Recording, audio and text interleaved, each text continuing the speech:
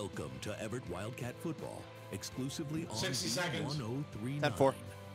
Brought to you by Worth Landscaping, Big Rapids Roofing, Extremely Clean, QB Propane, Northland Federal Credit Union, Neptune's Ice Cream Shop, Ice Mountain Spring Water, Lang Mechanical Heating and Cooling, Waldron Well Drilling, AJ's Event Center, Miller Liquidators and Store Fixtures, RCB Contracting, the Ina Store, Evart Dairy Whip, Sir Heating and Air Conditioning. 30 seconds. And now, 10-4. Evart Wildcat Football.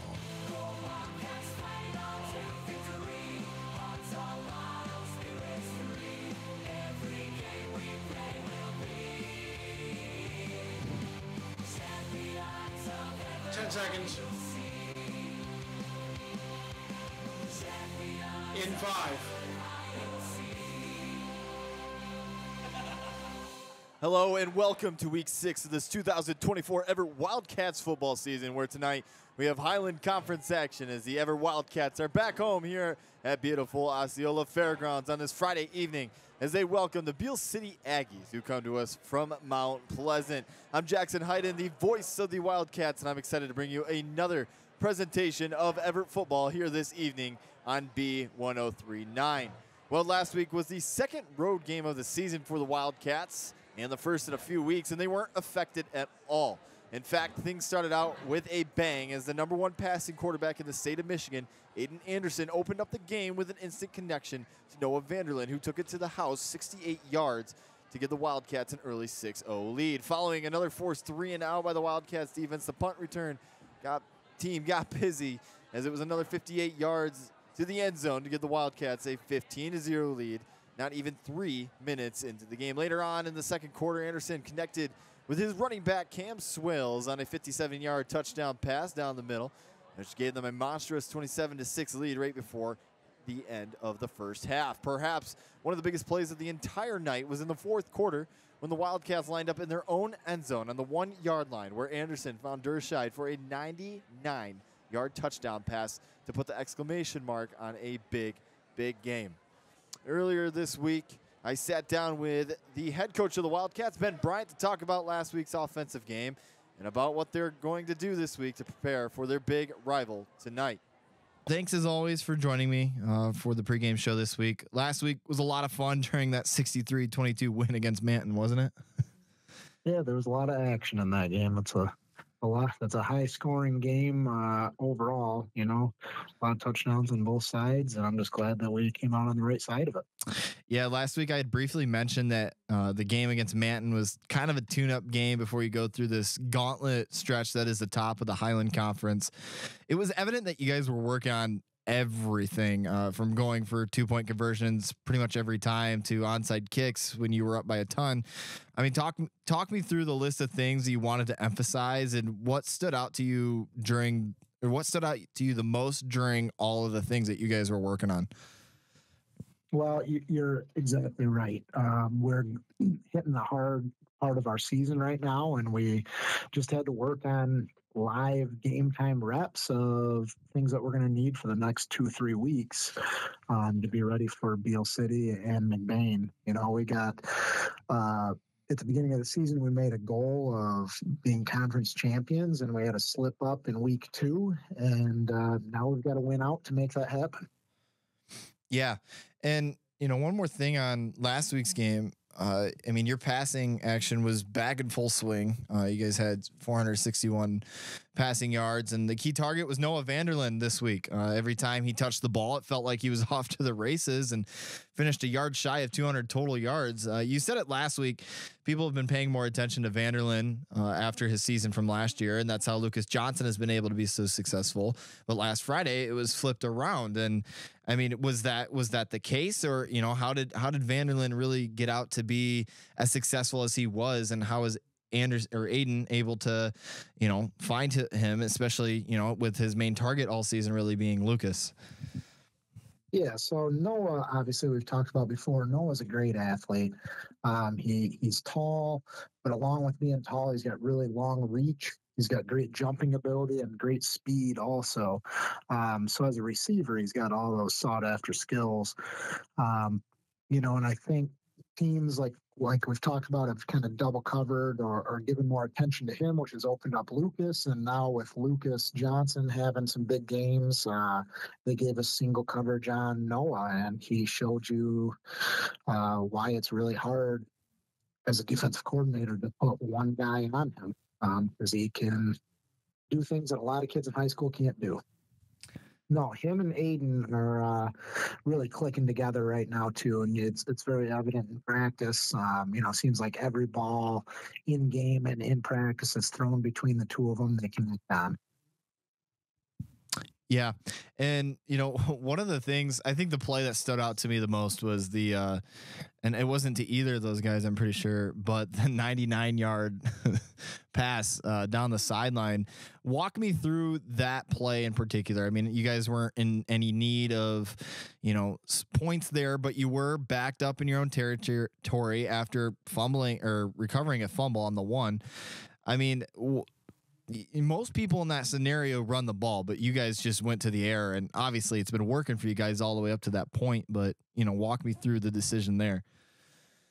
So that's a play that we had drawn up early on in the week. Our offensive coordinator, who is Carter Pritchard, he's got a great mind for football. And him and I drew that up, and we kind of knew that was going to be a scoring play with a defense. If the defense from Manton gave us the right look, and they gave us the right look, and, it worked out for 99 yards. Couldn't have been better. Have you guys ever had a 99-yarder before? Not this season. And obviously that would be as far as what you can get in football. So yeah, as far as I know, that's the school record. That's a pretty cool record. Well, moving ahead to this weekend's game, Beal City is coming off another blowout win, this time against Lake City. And they've played one less game than you guys have, but they've allowed 33 points on defense all season, with 25 of those coming against McBain, who's currently undefeated. What is something that you saw McBain do in their win that you want to try and duplicate this week? Or, what did you see that exposed them during that game? Well, I think they've played the same amount of games. Probably don't have stats from their week one victory against Ravenna. Yeah, that would make sense. Ravenna did a nice job against them also, and that was a really tight game.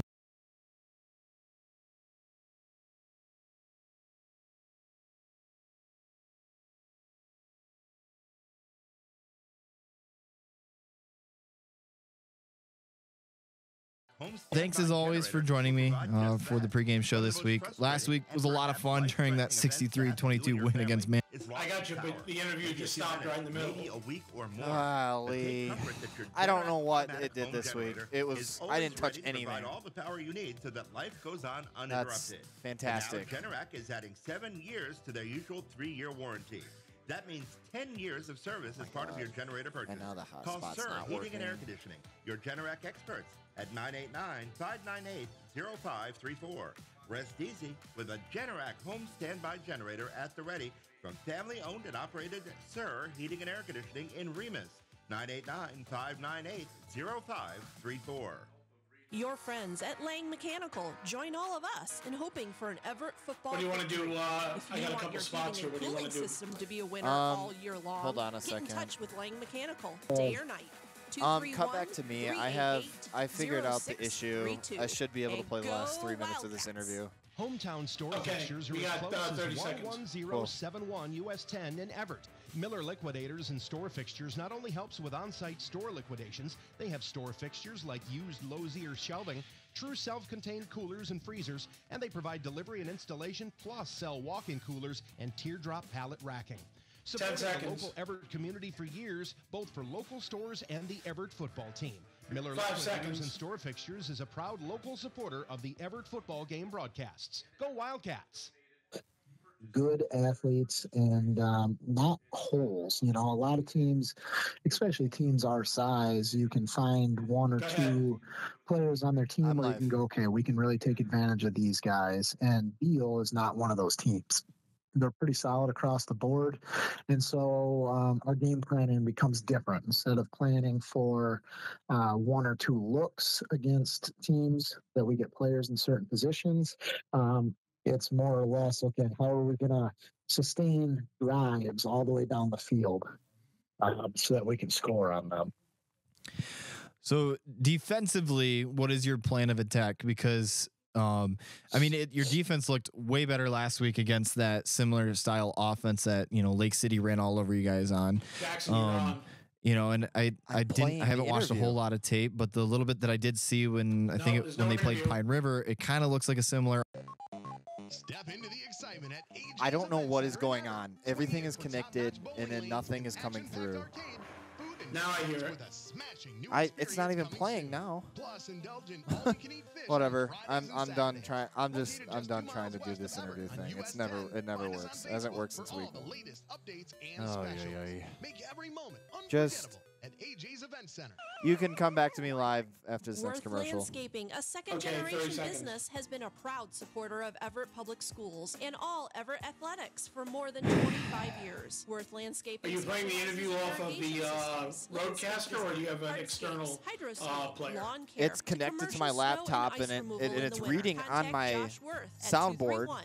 I just don't know why it 231-349-5693 doesn't read to you. So I or guess Tyler next week, if I do this Worth, interview thing, I'm just going to edit it and send it to you guys and have you guys play it. 231-5150. It'll be worth Okay, the call. here we go. Worth Go ahead. Landscaping.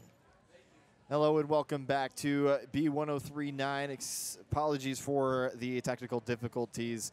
It's supposed to be an interview with Ben Bryant.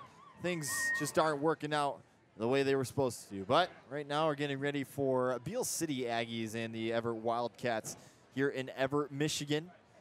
Yet another game, and both teams entering today 4-1. But the Wildcats, this has kind of been their roadblock over the last few years. This has kind of been the team that has been in their way in terms of winning the conference. And well, Ben Bryant said it during the interview this week. He said, well, the goal is to win conference, and they have to win out, and that includes beating Beal City. And Beal City last year fell a week short of the state championship game, and well, this is their longest stretch without a state championship game over 4 years. Well, now we're going to take a second. We're going to tune in to the national anthem presented by the Everett Wildcats Marching Band. Who are serving or who have served in our armed forces. Let us all honor them by standing, facing the flag, removing our hats, and holding our right hand over our hearts for the playing of our national anthem, which is being played by the Everett Wildcat Band under the direction of Miss Michaela Warner.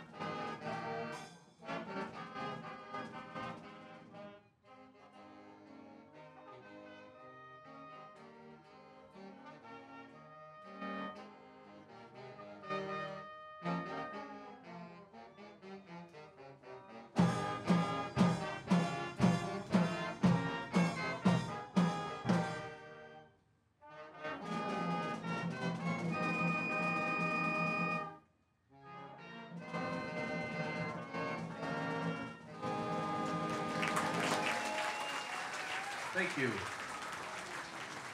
And welcome back here as just getting done with the national anthem here as we get set here for game 6 of this 2024 season. And it's crazy to think that we're in our final month of play as this is the first game in the month of October.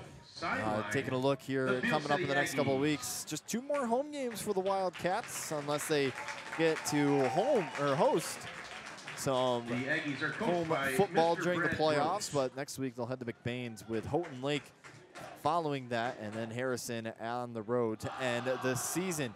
Beal City, one of these tough powerhouses of a team. They're undefeated this year. Their only losses to that undefeated McBain, who Everett will see next week. McBain right now 5-0 in the Highland Conference, 4-0 in conference play. Beal City sitting second in the Highland. They're 4-1 with a 3-1 conference record. Houghton Lake 2-2 in third place, and Everett 3-1. Although I believe those two should be swapped on the website that I'm looking at. Looming in the west end Well, zone. we are getting ready for some Wildcats football. The Wildcats are entering the field right now. They'll be in their all blue pants, blue jerseys, white numbers with the yellow outlines. And for the Beal City Aggies, kind of a Dallas Cowboys look for them, as they're in their all white jerseys, white pants, blue numbers with the star on their helmet with the blue stripe down the middle. As we get ready here, we're going to take a quick 60-second break. You're listening to Ever Wildcats football here on WBZX Big Rapids. Happiness is ice cream, and ice cream is happiness. Hey, so it makes Jackson, sense that the maybe Everett lower Dairy your crowd Whip is mic in Everett's half. happy place. Half? Soft serve? Come be Yeah, happy. bring it down halfway. Prefer a hand Okay, dipped Sunday wizard? It's happy. All right, and then Plus next commercial break, let me know if hamburgers, that salads, sounds and better. Coney dogs topped Okay, with thank you. national chili. When you need a dose of happy, come to the Everett Dairy Whip and leave with a smile. Open 10 till 9 all week. 7th Street in Everett. Happy to support the Wildcats. Hi, I'm Michaela. And I'm Lauren. And we're with 30. Big Rapids Roofing, where roofing meets community.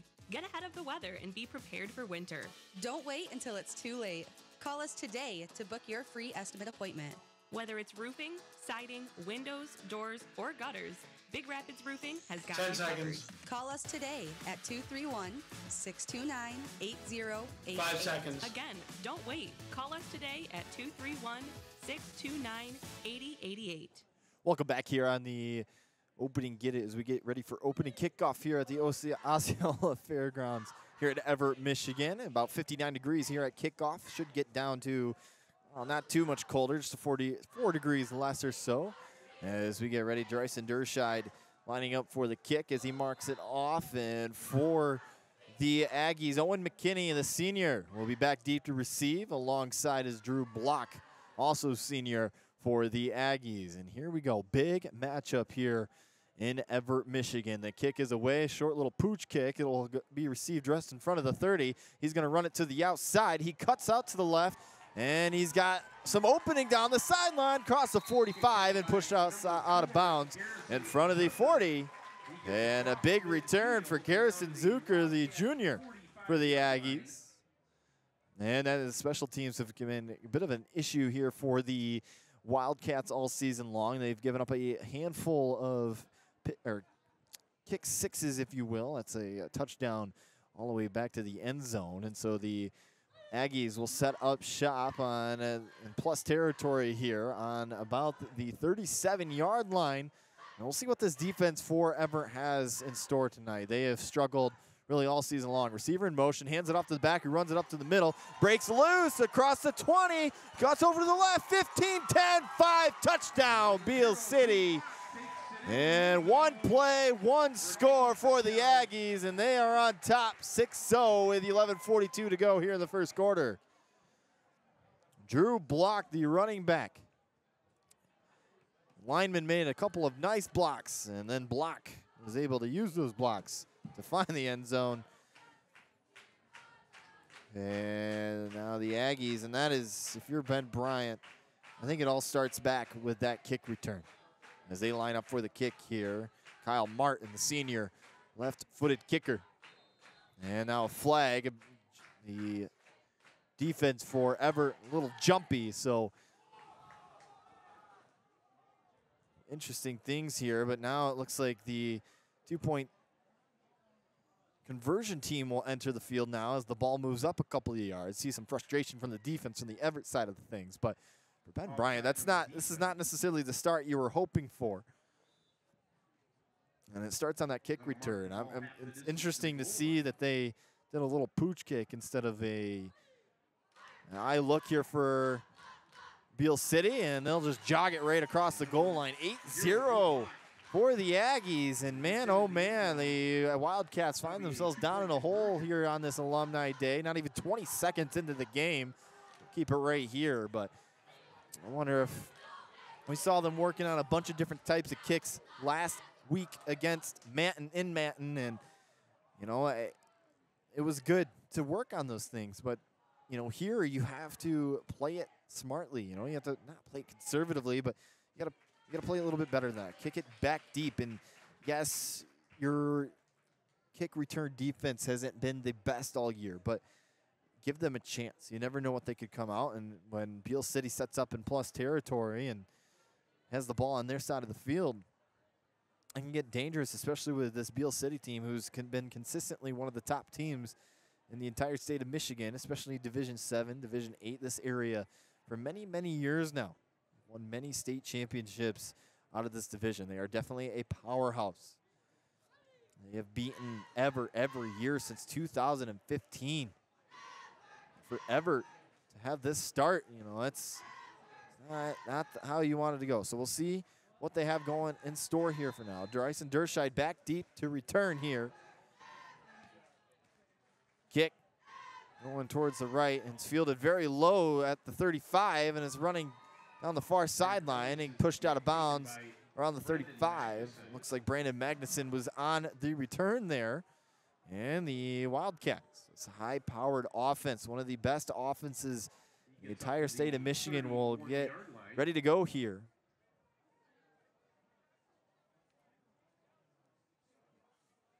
Aiden Anderson, first in the state in passing yards, 206th in the nation as well in that category. 1,362 passing yards this season. Pretty spectacular. And don't even get me started on the total yards. That includes his rushing yards, which he does very well as well. Anderson snaps the ball, hands it off to Swales, who runs it towards the right side, and is met instantly. Might have picked up a yard or so, but it'll be second and long here. 11:36 to go. Clock will be ticking now. 8-0, Aggies lead it. You're just now joining us. Aggies with a nice kick return, set them up nicely, and one play, they were able to break loose for a 30-plus yard touchdown run. The Wildcats trying to respond. Two wide receivers out to the left, one out to the right for Aiden Anderson. Swales in the backfield. Anderson snaps the ball, fakes it off to Swales. Anderson keeps it, met at the line of scrimmage yet again. Maybe a loss this time, and it's going to be third and long. Well, that was one thing we didn't see at all last week, was the punt team for Evart. And yes, they got 10 yards still to get to that point, but they have not needed to punt in a while, and that's been a plus side. They got a good punter, but I mean, with the way the offense has been rolling. So trips right for Anderson, just one receiver out to the left. Again, Swales in the backfield. Motions to his left. He's got a receiver motioning right to left.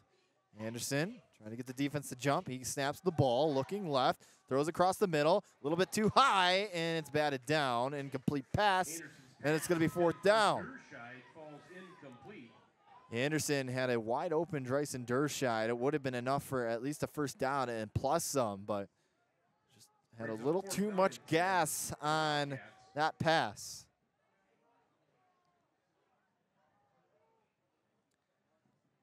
Big crowd here on hand tonight. Plenty of Beal City fans making the trip from Mount Pleasant. It's a long drive from here. Punt is snapped. The punt is a beautiful spiral downfield. Received at the 20, and he gets tripped up, stays on his feet, down to 45, across the 50, and tackled out of bounds. Couple of flags in and on the play. Ref's going to mark him at the 50, but curious to see if this one's going to come back. Potentially a holding penalty.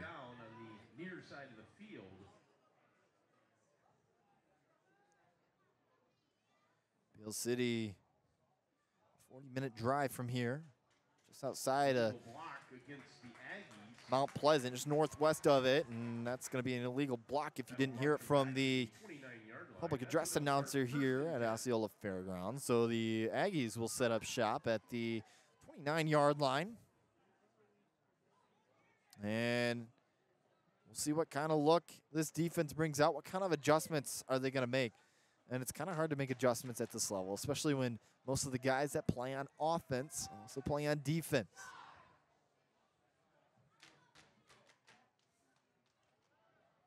Beal City run it under the center. It's Kyler Smith. Smith snaps the ball, gives it off to his back, who breaks a couple tackles, spins out, breaks another tackle. Eventually he's pushed out of bounds at the 45. And it'll be second and about half, second and 4 officially.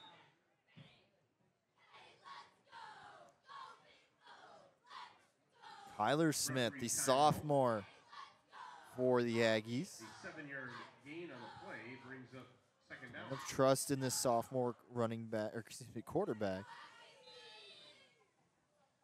The battle of the two young quarterbacks, that is for sure. Aiden Anderson, of course, the junior. So Smith, once again, lines up under center. He's got a running back in the backfield. Couple receivers out to his left. Receiver in motioning right to left. He hands it off to that receiver, runs it down the left sideline, and it gets across the 40 and then tripped up and down. That'll be a first down for the Aggies. That'll be a first down, Aggies. Tackled by number 2, Aiden Anderson. I believe it was Owen McKinney in the run there, who was in motion. Right now the Aggies got an offensive lineman getting some work done on the sidelines. It's not something you'd like to see at this point in the game.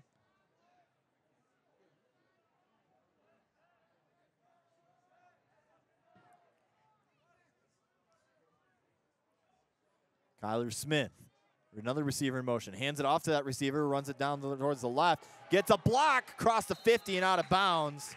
What a nice block there. Reese Hooks, the junior, out in front on that end around. It was a jet sweep, actually.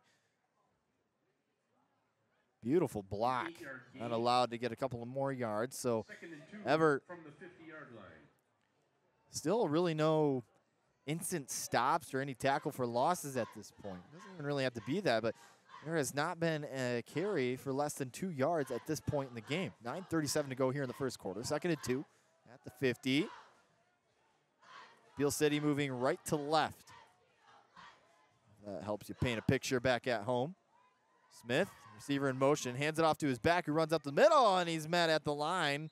Picks up maybe a yard. Should be just short of the first down marker. Oh, they're going to give it to him. Interesting. From here, it looks like it's just short. The ref was motioning first down, but the chain gain, yeah, and they gave it a first down. It looked like it was short from up here. But again, I'm on a little bit of an angle, so I can't see. So Evart thinking they had their first third down opportunity of the game. But a couple of nice closer stops over the last couple of plays. So we'll see if things get a little bit better during this series of first down. Kyler Smith, got a couple of those wide receivers. That's Owen McKinney and Garrison Zucker.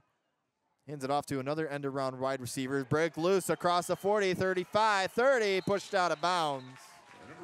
Garrison Zucker with a nice carry.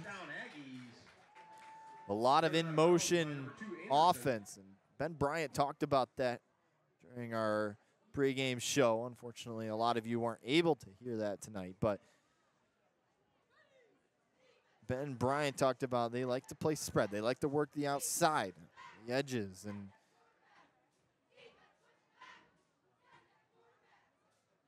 And that's something that Evart, you know, they might have not had a whole lot of experience with this year. They've given up a lot of big runs on the inside. Another receiver in motion, and a flag comes in. It should be a false start on the offensive line. Feels like we've been seeing a lot of jumping in the previous few snaps. 8:57. This will move the ball back a few yards. Offsides on the Aggies. Move it back 5 yards. So first and 15 at the 35 now.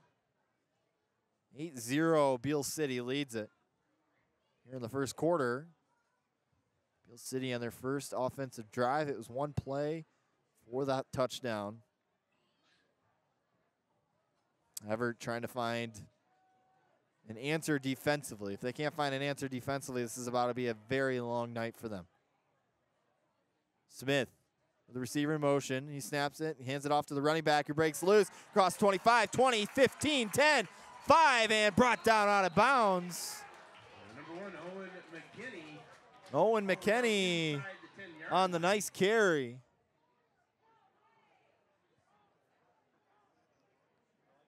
Big gain for Owen McKenney's helmet came off after the play, so he'll be able to stay in the game here. They're actually going to rule him out at the 6, so that's where he'll set up shop. Kyler Smith comes in from the sidelines, and we'll pick up, get the play call here. Right now, this defense has zero answer for Beal City. Now backed up in their own territory. It's going to be tough. Smith hands it off to the back. Got a wide open hole and trots into the end zone. Touchdown, Beal City. Makes it 13-0. And the Wildcats are in trouble here in the first quarter with 8:25 to go.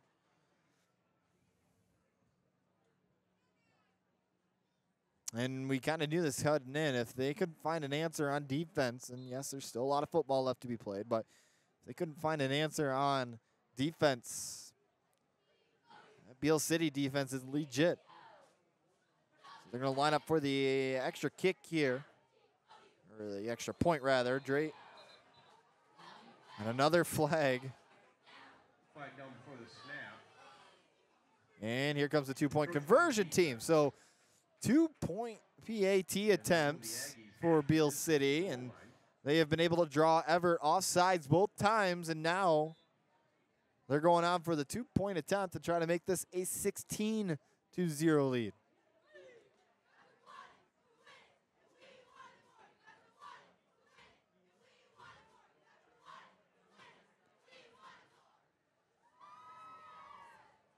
Here we go, lined up in the formation, runs it towards the right and breaks across the goal line. 2-point conversion is good.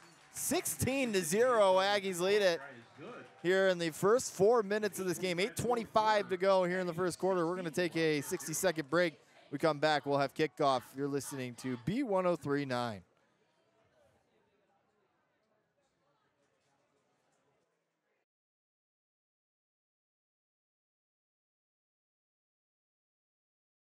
Stop in to Northland Area Federal Credit Union in Evart, Reed City, or any of their 17 branches. How's in that Northern sounding Michigan with the crowd to find mic? Great rates on many different financial products.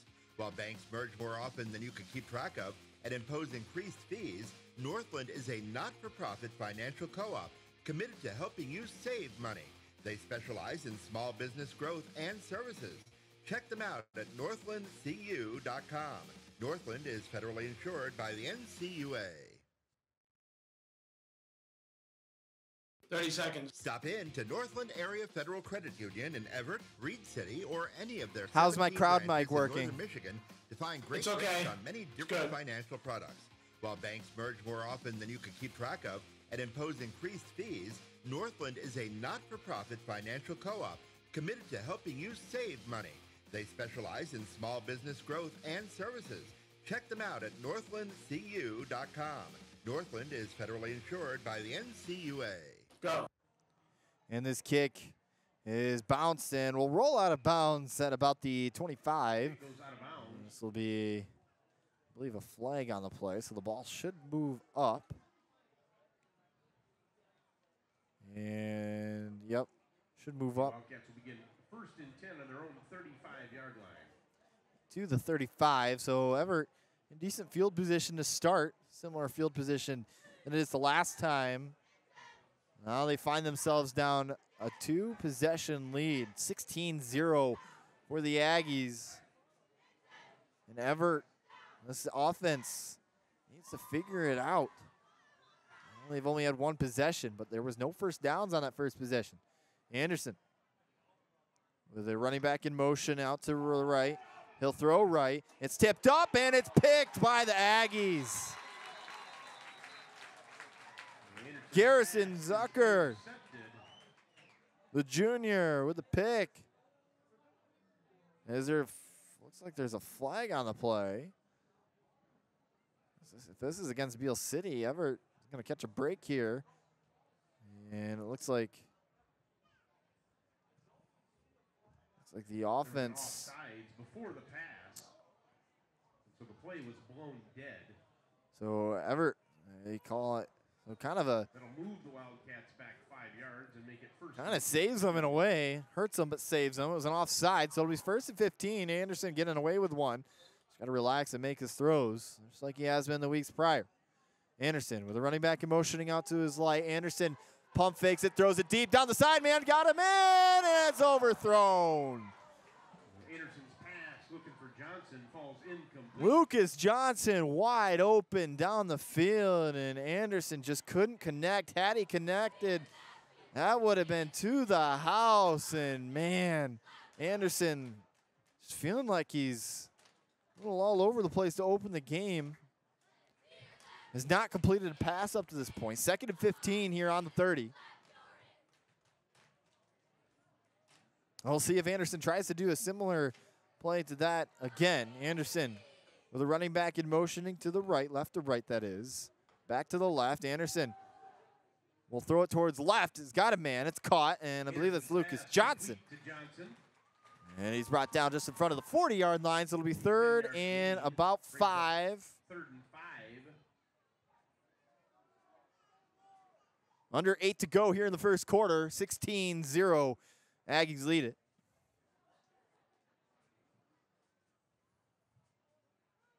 Now Anderson getting the play call from the sideline, trying to make something work here to complete or convert their first down of this game.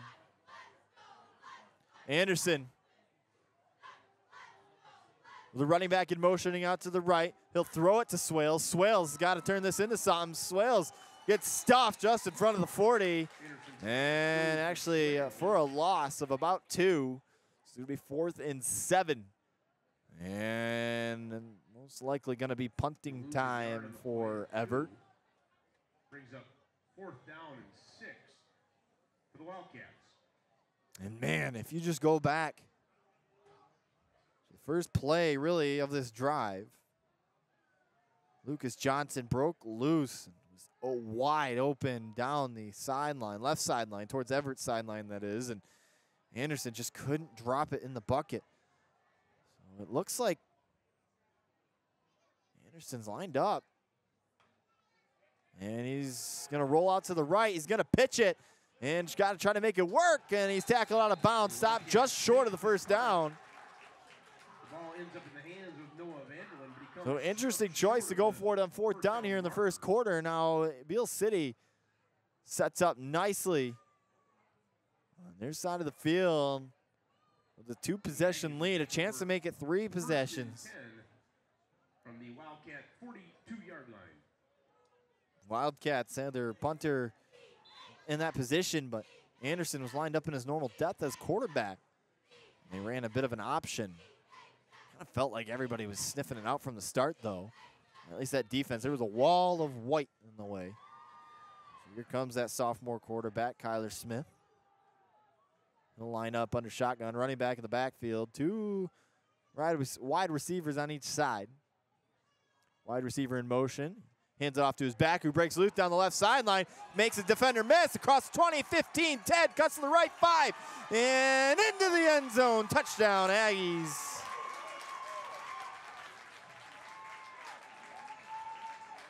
And there it is again. One play for a score.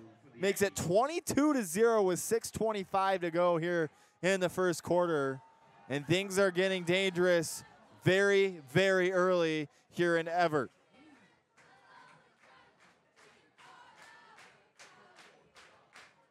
Drew Block, the running back, has looked phenomenal here tonight. And this time, well, they're lining up for the kick. See if they can get another offsides drawn. Places down, the kick is up, and the kick is good. 23-0. We're going to take a 60-second break. You catch your breath. 6:25 to go here on B1039. Keep it here. We have no computer. Actually, we'll keep it here. Some technical difficulties back at the station, but man, one play, 1 touchdown. That's the 2nd time tonight, and this defense right now is just getting blown apart, blown to shreds, and it's kind of looking like all those games, especially last week when Evart ran the ball all over Manton, well, not ran the ball, but they passed the ball over Manton. It's kind of looking very similar to how Beal City is running the ball. a couple weeks ago, Cameron Swales ran for over 200 yards, and that's kind of how this game is shaping out to be.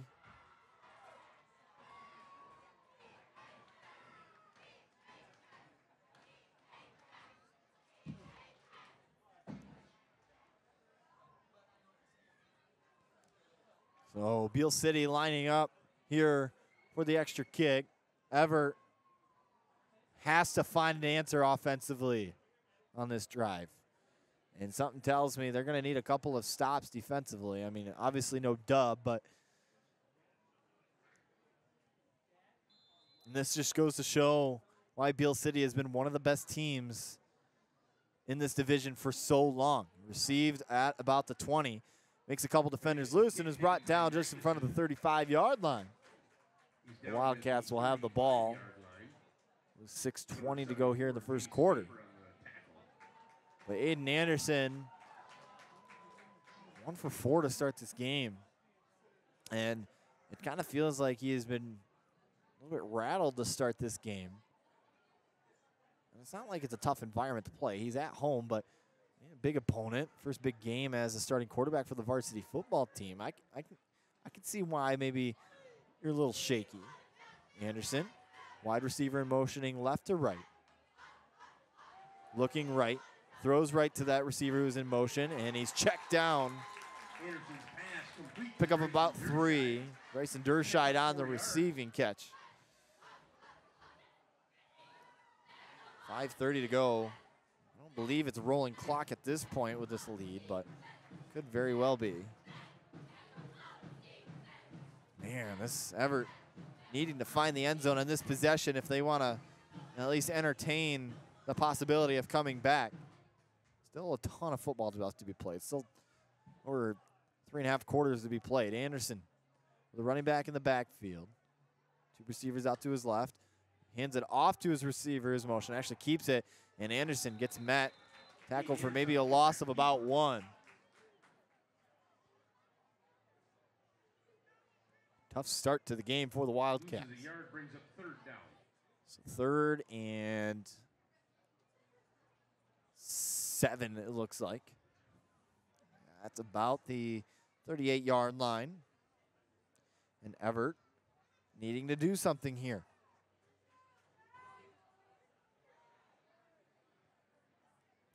They need to convert. They have not converted for a first down yet today. Anderson motions his running back out to the left. 4 wide receivers out to the left. Actually, running back cuts back. Anderson looking right. He'll throw deep down the right sideline. Had Swales, but there was an arm in the way. Great job defending the pass. Aaron Locke, the sophomore secondary for the Aggies, getting his hand in there. Had his hand not been. Swales might have taken that all the way to the house. And I don't hate the idea of going down the sideline, especially with how successful you've been able to be in the past. So Anderson now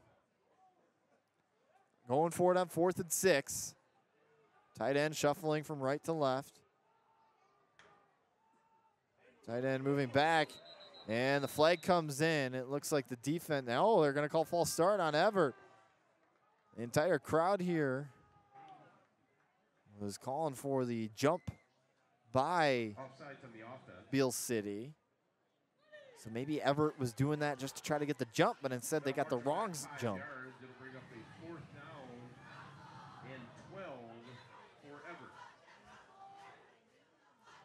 So 4th and 12 now.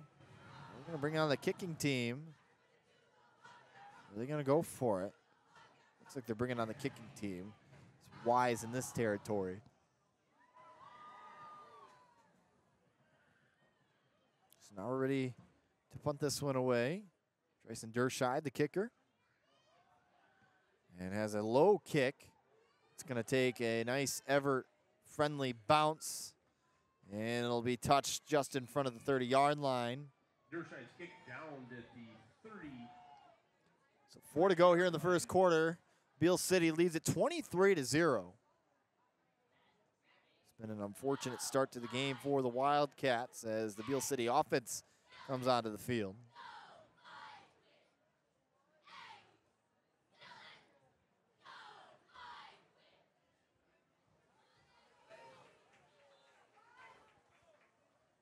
So Beal City, this will probably be the longest distance to the goal line they've had to work all night.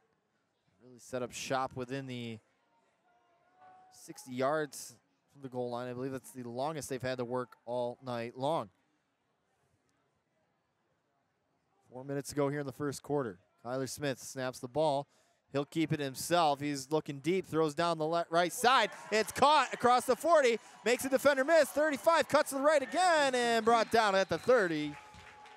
Nice pass and catch by the Aggies. Their first big pass of the game. Aaron Locke on the catch. Aaron Locke has had a couple of nice plays over the last couple of minutes. And you can just feel this the crowd here at Evart. You can, it's pretty energizing most of the time, but tonight it is, you can pretty much hear a pin drop is what it feels like. Not a whole lot of anything going on. And I mean, it's hard to, especially in this. The Beal City fans cheering on as if it's business as usual. Makes sense though. Kyler Smith now under center. As it motions his receiver, hands it off to his back instead, who pretty much gets stopped by his own offensive lineman, but picks up a couple of yards. Turning out to be a beautiful night for football. It's starting to feel like fall weather, though. 57 degrees. Not much has changed since kickoff, but beautiful cotton candy skies here tonight. Northern Michigan sunsets are always one of my favorites. I've watched plenty of them with my time with the Traverse City Pit Spitters. Well, Traverse City sunsets are above all else, that is for sure. And anybody that's been up there knows what I'm talking about. Smith will do a quick pitch, runs it towards the right, and gets jumbled up by the defense. And this is going to be a third down now for this Evart defense. Right. I was a betting man, and I'm not. Beal City is going to most likely treat this as 4 down territory.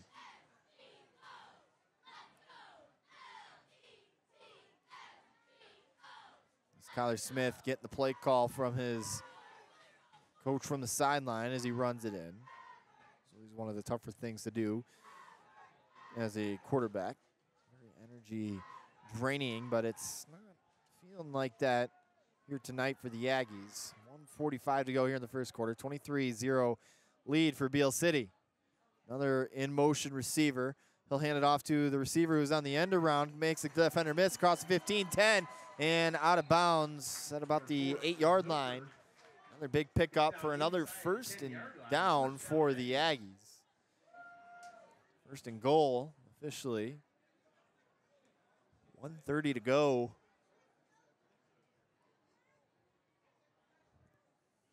Here in the first quarter, and the Aggies knocking at the door of making a 30-point lead here in the first quarter.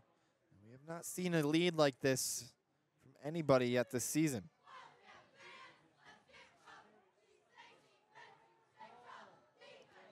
A tough first quarter. A lot has to go right for Evart to come back at this point. Not calling them down and out yet, but it's not looking great. Smith, another pitch out to the left. He's got a wide open hole, and it trots into the end zone. Touchdown, Beal City. Drew Block with another touchdown here in this game. Will make it 29-0 Aggies lead. And the onslaught here in the first quarter continues against the Wildcats.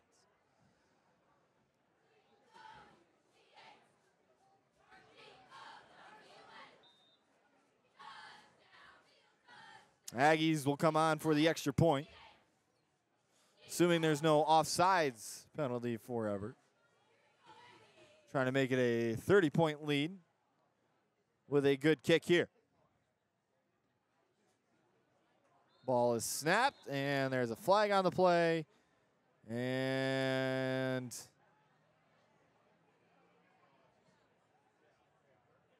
looks like it's going to be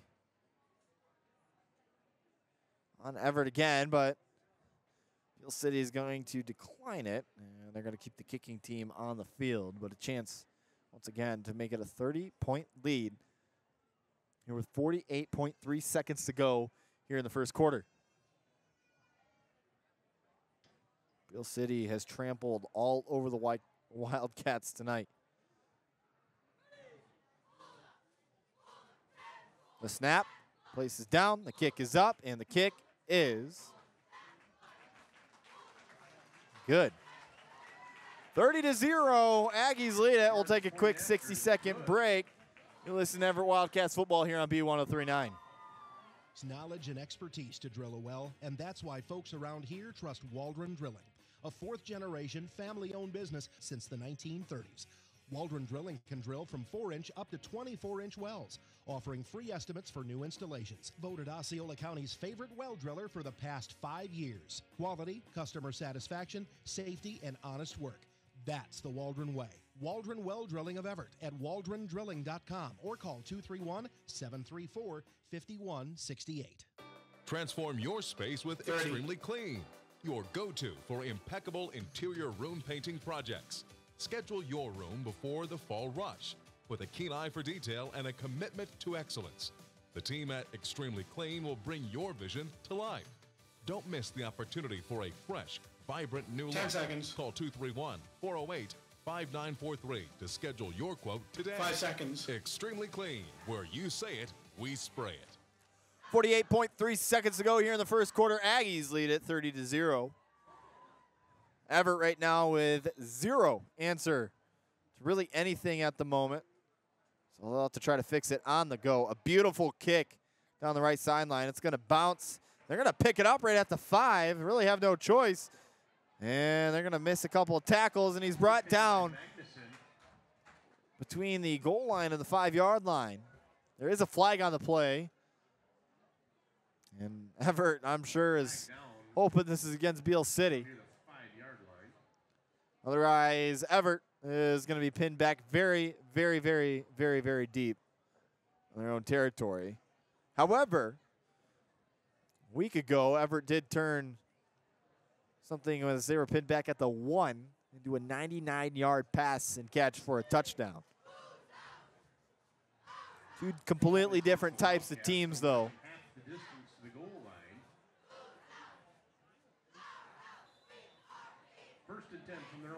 And that's exactly what it is. So 1st and 10 at the 3.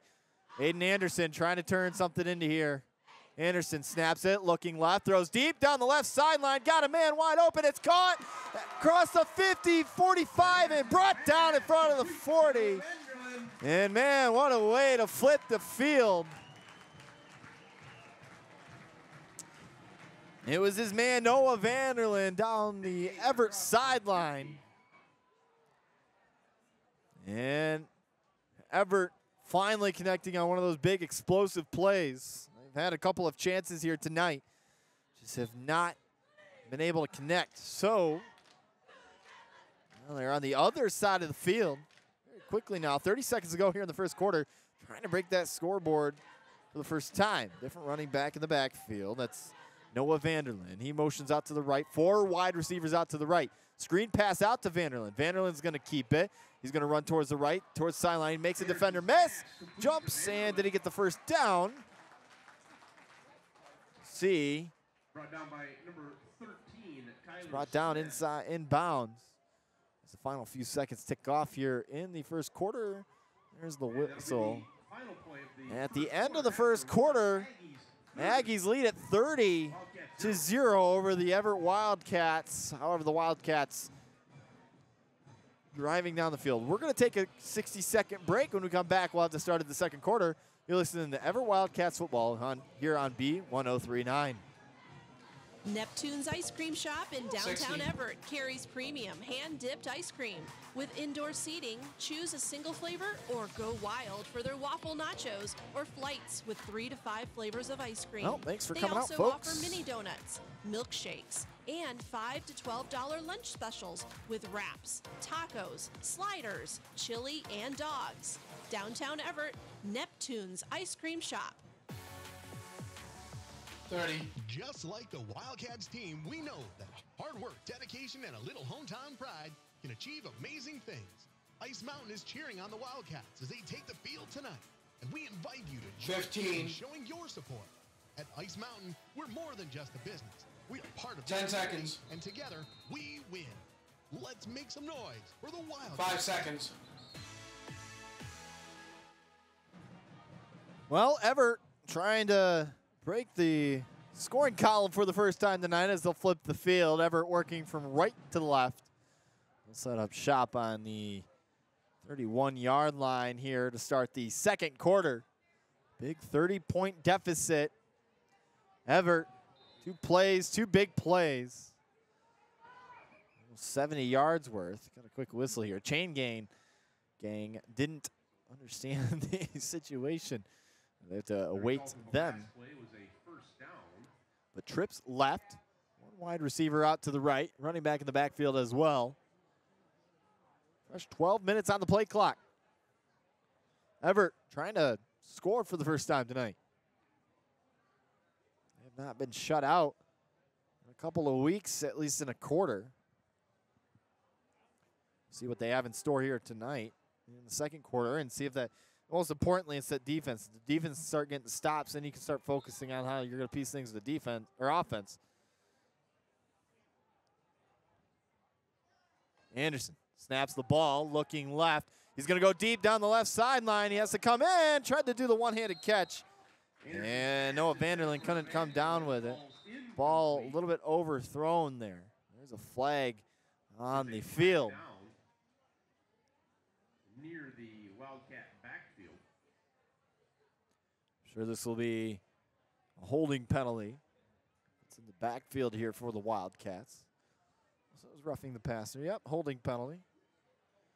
And they're actually going to call it on the defense. So it should be a plus gain now for the Wildcats.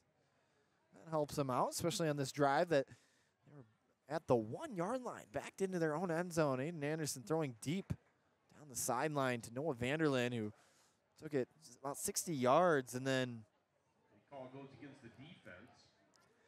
And then it was another nice 10-yard play by Noah Vanderlyn, or Anderson to Vanderlyn connection, that is. A first down for the Wildcats. So Anderson, some confusion going on defense, a lot of yelling. Anderson snaps the ball, looking right, throws right, got a man, it's caught, and are they going to call it incomplete? There's a bunch of players in the way, didn't get a good look at it, and they're going to call it incomplete. The ref comes running in saying, nope, nope, nope. 11:39 here to go in the second, running clock due to the deficit. Evart trying to make that running clock stop. Correction, the pass was complete to Okay, now they're calling it complete. Looks like a little bit everybody's not on the right page here tonight. It's been kind of a weird week. Cameron Swales out wide now. 2 wide receivers on each side. Another one motions out to the right. Anderson snaps the ball and very overthrown. And Anderson is just looking very shaky here in the first half. Has not found a groove whatsoever. Has overthrown a lot of his balls. If he has been able to connect with a lot of these balls, maybe this game is a little bit closer than what it is right now. 11:06, 3rd and 8 now for the Wildcats. This drive is kind of stalled a little bit since the quarter has changed.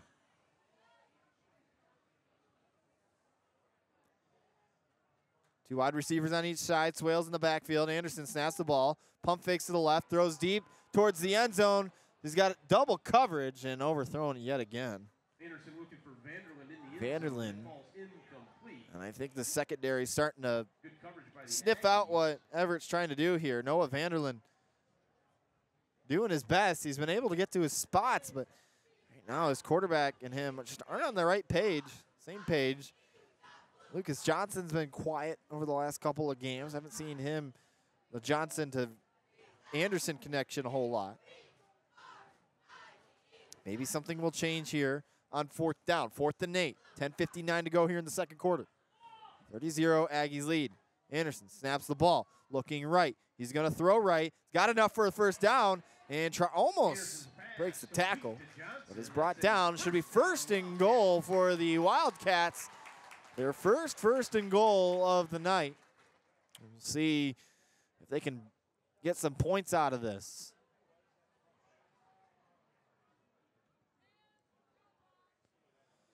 It is it's almost black, pitch black here at the field as about to hit 7 or almost 8 o'clock local time. Anderson.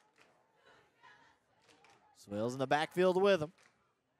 Anderson snaps the ball. He'll roll out to the right. He's going to keep it. Tries to make a couple defenders miss and brings it up maybe across the 5 or just on it. It should be 2nd and goal at the 5. Picks up 5 yards. 2nd down and goal from the 5.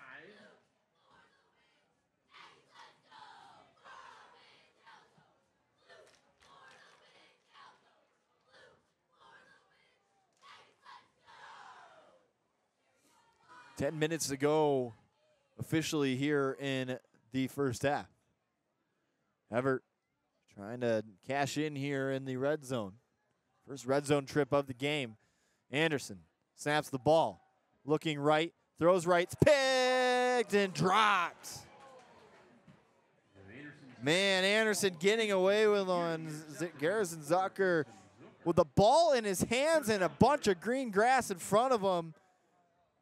Man, the Wildcats just got gifted a golden present there. Not that the Aggies are short of any points at the moment, but. And Anderson hoping to make the Aggies pay for their mistakes here on this next snap. Snaps the ball, rolls out to his right. And he's going to throw it towards the end zone. Is in. It's almost picked off again. And it'll be 4th and goal. And the Wildcats kind of feeling like they're running out of options here in terms of trying to find points. Kind of a weird angle to kick a field goal at, especially at this level. And Bryant calling his players over. There is an injured Aggie on the field. Looks like got a player cramping up as Eric Elias helping out his teammates. Don't have a good look from that far away. 9:40 to go here in the second quarter. 30-0 Aggies lead. This has been the longest time that the Aggies have not had the ball tonight. It has been a very, very rough game tonight for the Wildcats.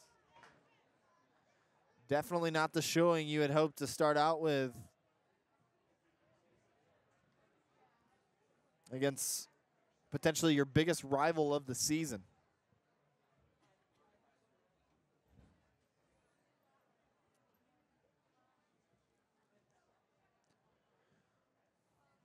Here on Alumni Night, as we await the injured player off the field, we'd like to thank our sponsors for making tonight and every Friday night possible.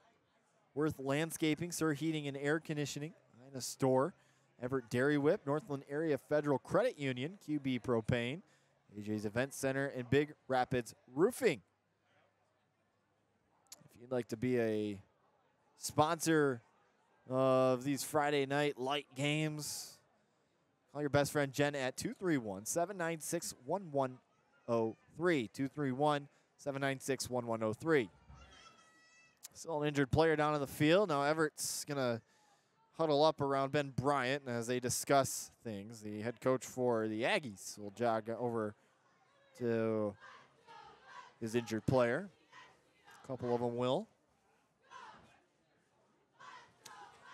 Evart back deep in their own territory. Anderson making it work with Noah Vanderlyn on a deep pass, a 60-yard pass, and then it was an instant another 10-yard gain, and since then it has kind of died out.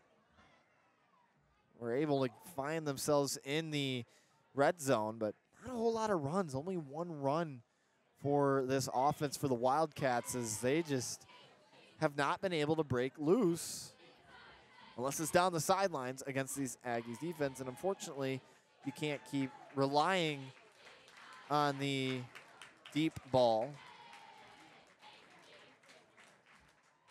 As Eric Elias, or correction, Garrison Zucker is getting carried off the field.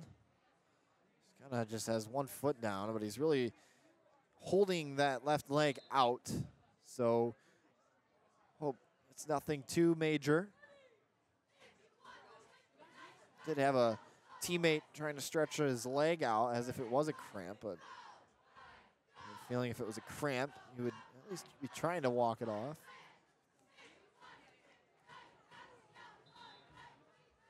We'll see if he enters back into the game. Anderson back in the shotgun, snaps the ball, hands it off to his receiver who's in motion. A little dump pass, and did he catch it with one hand? No, he did not. Incomplete. They say it was out of bounds, and it's a turnover on downs for the Aggies defense. And the best looking drive for the Wildcats all night long. And they come away with 0 and a chance for Beal City to make it a 36-point lead here early in the second quarter. 9:33 to go. And the Aggies will have the ball at the 5-yard line, 1st and 10.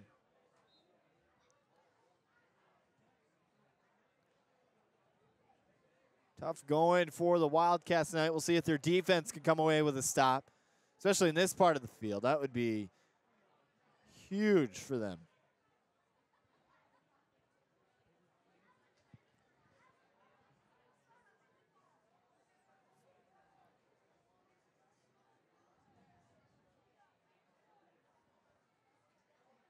Smith snaps the ball. He'll pitch it out to his running back out to the right.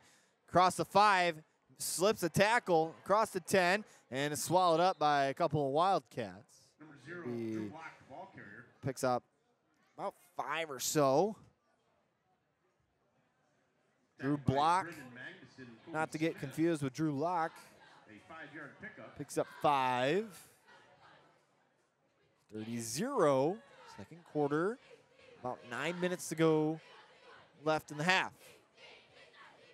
One more score will make it a continuous clock. As anything above 35-point lead, the clock continues.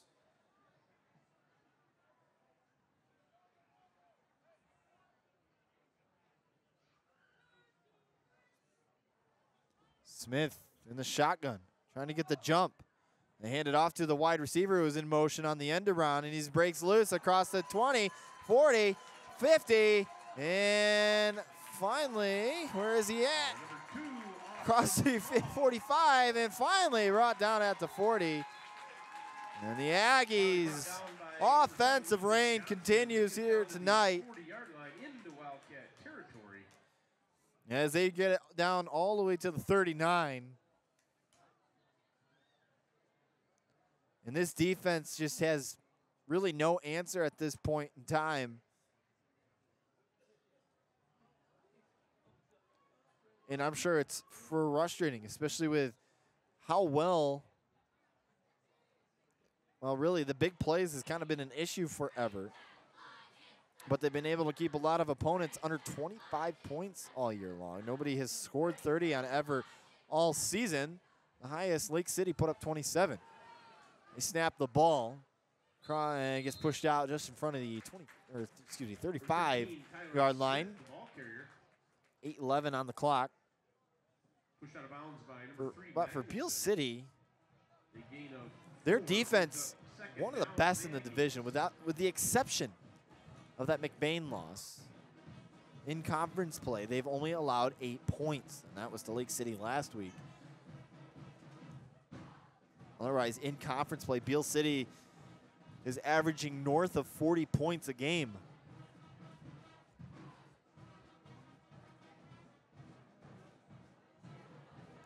Beal City trying to continue to work their magic here. This defense trying to find an answer. Smith hands it off to Block, who runs it towards the right side and is brought down, picks up a few yards.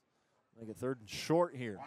This clock officially under 8 minutes to go here in the first half.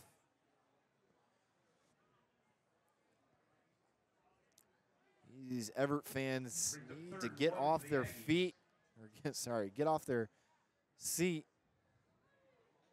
They have not had a whole lot to cheer about tonight. They've had a ton to cheer about in the weeks prior, but not looking good for Evart here as we're about a little over halfway to go, or a little under halfway to go in the second quarter. Skylar Smith motions his receiver, hands it off to his running back to the left side, and is brought down. This time, Owen McKinney on the carry. Should be enough for a first down. Entire offensive line thinks so. And the officials will give it to him. Another first down and 10 for the Aggies.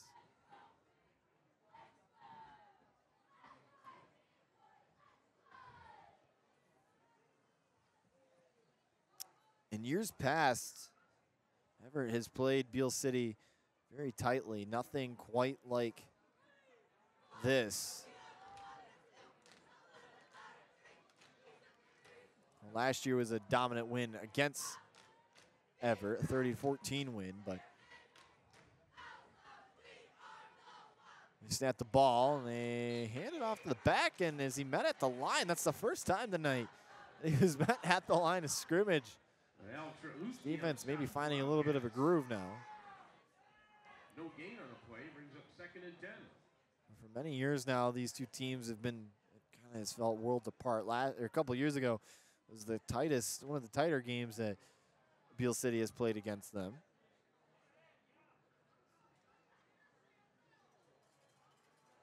It was a 26-21 win for Beal City.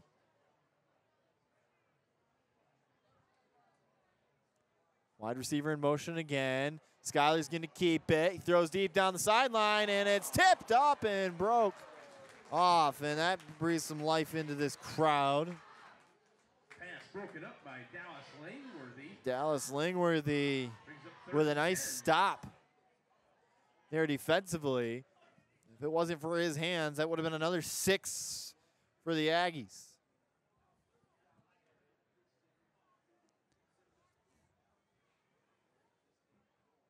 .536 to go here in the second quarter. 30-0 lead for the Aggies. They're going to have the ball 3rd and 10 at the 29. We'll see what they can get going here. Motions another receiver. He'll keep it again. Stops, turns left. Now he's getting eaten up by the Wildcats, and he's sacked for a loss. A big defensive stop for the Wildcats. We'll make it 4th and long. And it's most likely going to go for territory for the Aggies. A little bit long enough, a little bit too long to kick the field goal, and it feels a little too short to kick a punt, but I guess you could really pin him back deep if you wanted to, but all this offense needs is one more stop. More stop is what they'll need as this offense comes back onto the field. Big stop coming up, or a big play coming up here. Out of the shotgun. Smith looking left, now rolling out to his right. Throws on the runs, got a man, it's poked away, and it's a turnover on downs for the Wildcats. A big stop, their first stop of the night. The defense holds, and the Wildcats will take over 1st and 10. And that's pretty much it, what it feels. We got a flag down. Oh, now a flag. Is this going to...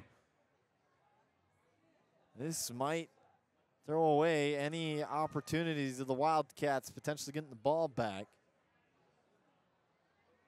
And it's going to be 4th and inches, actually even more. Yeah, that's a costly penalty for the Wildcats. And that's just kind of the night it's been for Evart. Just when you think you got your first stop of the night, that dreaded flag comes out of the official's pocket, and it kills any momentum you might have thought you had. So Beal City with the ball on the 19-yard line, 1st and 10. Trying to cash in another 6 here. It's just been touchdowns after touchdowns for the Aggies all night long. Hands it off to the receiver, runs it down the left sideline, and stays on his feet across the 10-5. And does he bulldoze his way into the end zone? He does. Touchdown, Aggies. Makes it 36-0 here in the first half. 4:10 to go in the second quarter. And man, oh man, Evart just cannot catch a break here tonight. I think they got a big stop on 4th and long, and flag comes in, moves the ball up 15 yards. Beal City next play, touchdown. It's kind of been the night. Should be continuous clock after this, though. Place is down, the kick is up, and the kick is good for the Aggies. Well, we're going to take a 60-second break with 4:09 left to go here in the second quarter. Aggies lead at 37-0. You're listening to Evart Wildcats football here on WBZX Big Rapids. Hey, Northern Michigan. Rich Smulligan here from the Ina store in 25. Downtown Ina. Fall is particularly beautiful here in Ina, but we all know what follows it. Right now, it's time to prepare for all that snow with a new Boss snowplow for your truck or utility vehicle. You'll be ready to restore order to your driveway or parking lot with a new Michigan-made Boss snowplow. Call us today at the Ina store, your Cadillac area Boss plow dealer, for a great preseason deal before winter hits. Yep, I bet they can do that. RCB Contracting. From septic systems to professional excavating services, both residential and commercial, RCB Contracting is local. RCB Contracting is reliable. RCB Contracting is dependable. 15. RCB Contracting supports local Evart athletics and wants to wish the Wildcats the best of luck in tonight's game. Teamwork makes the dream work. Call 231-846. In 5 seconds. RCB Contracting, your excavating pros and winter plow experts. 4:09 to go here in the second quarter. 37-0. Beal City leads it. Beal City getting ready for another kickoff here. And it's a low line drive kick, but it'll be received at the 10. They pick it up across the 20. Now running towards the Evart sideline and gets brought down at the 25. So with 4 minutes to go, the Wildcats are going to try to have to flip the field yet again, just like they did last possession, but they were unable to get any points last possession. Aggies had the ball. They started with the ball at their own 5. Anderson trying to get something going here.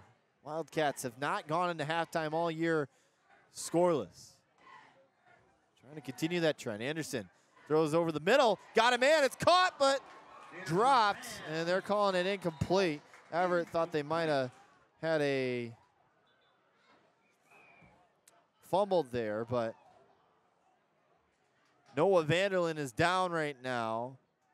He slowly went down to the ground. Slowly kicking his right leg.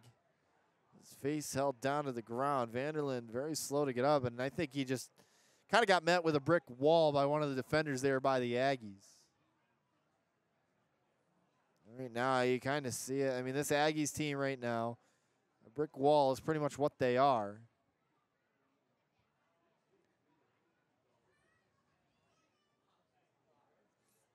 This defense is a lot bigger and a lot stronger than Evart, and that goes to show why they've been so dominant over the last many, many years. So Vanderlyn is very slow to get up.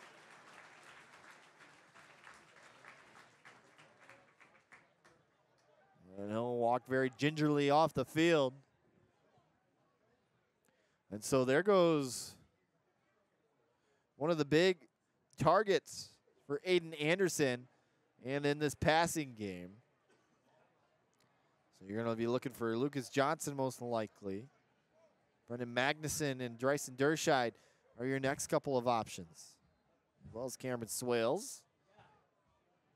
Second down and 10. So 3:54 to go, second and 10 at the 25. Anderson, two wide receivers on each side. Swales in the backfield, snaps the ball, looking right, throws right, and it's picked off by the Aggies. Lucas Johnson, I think there was some miscommunication there as if he was supposed to cut back on a curl route. Didn't curl at all. He was still going downfield. And by the time he actually curled, the ball was already in the hands of the Aggies. And now Aggies with a chance to make it a 40-plus point lead before halftime. And Aggies right now kind of looking like they're playing a video game right now on easy. Feels like every play is going for a big play if you're Beal City.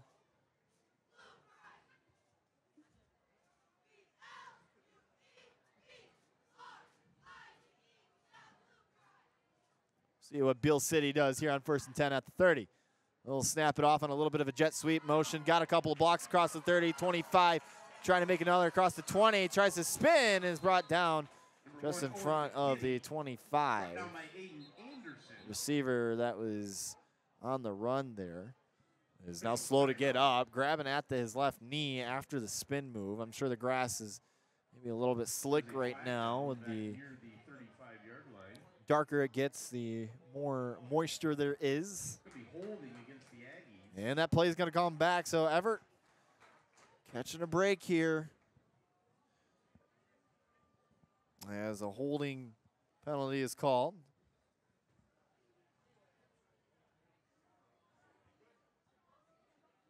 Well, at this rate, the continuous clock begins in the second half. So unless Evart scores, keep it within 35 points, it'll be a continuous clock to begin the second half.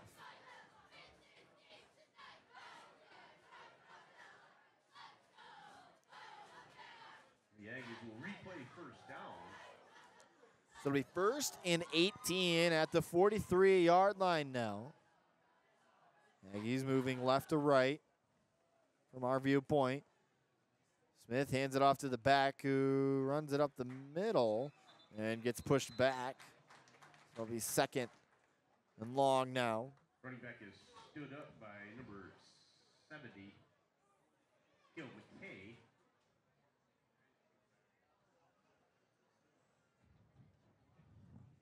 So Everett's defense trying to come through with a stop here, maybe give them a little bit of momentum going through the half, but they're going to have to play perfect football in the second half if they want any chance of coming back into this game, or at least making it close. I think trying to find the end zone for the first time in this half would be a start. Not the night you had envisioned if you're Ben Bryant and co. Skylar Smith has a receiver in motion. He goes out to the left side across the 30 and brought down just at there. And nice pickup. It'll be 3rd down and short. It should be about 3rd and 5 now. Gain of 12 on the play brings up 3rd and 5 for the Aggies.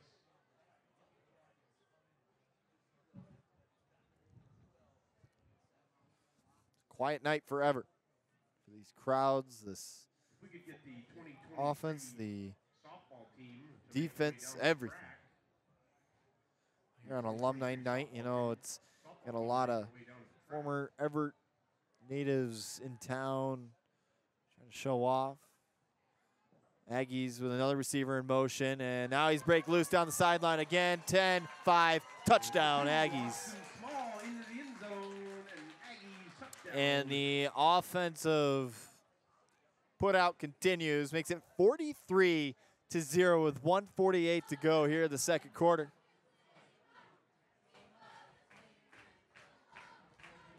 Once again, if we could get that. And it just kind of feels like right now the defense, they're just ghosts. Anytime Beal City tries to run the ball, they are just breaking loose. So they're going out for the kick. Ball snap, places down, the kick is up, the kick is good. 44-0, 1:48 to go here in the second quarter. We're going to take a 60-second break. You're listening to Evart Wildcats football here on B1039. Your hometown, family-owned propane company, QB Propane, would like to thank their customers for supporting them for several years. Sacrifice, resilience, and teamwork are all part of what makes tonight's Evart High School football game so exciting. Supporting local first is what QB Propane is known for. Propane by the tank or prompt service and delivery. Call QB Propane to find out more or to set up service. 989-544-2188. QB Propane. 30. Just like the Wildcats team, we know that hard work, dedication, and a little hometown pride can achieve amazing things. Ice Mountain is cheering on the Wildcats as they take the field tonight, and we invite you to join us in showing your support. At Ice Mountain, we're more than just a business. We are part of this community, and together, we win. Let's make some noise. 5 seconds. 1:48 to go here in the first half. Beal City on top 44-0 over the Wildcats. As Beal City lining up for another kickoff here in the first half. If not, offense and defense, really no answer. There's one really good drive for Evart. Other than that, not a whole lot going as this ball is going to bounce out of bounds at around the 10. Flag is thrown. Should bring the ball up to about the 20-25 yard line. And Wildcats are going to have a minute and 47 seconds to try to find the end zone before the half. Again, they have not been shut out in the first half all season long. Wildcats have been pretty dominant up to this point of the year. They've been playing a lot of the bottom tier teams in the Highland Conference, and now over the next couple of weeks they get to play all the top teams in the conference.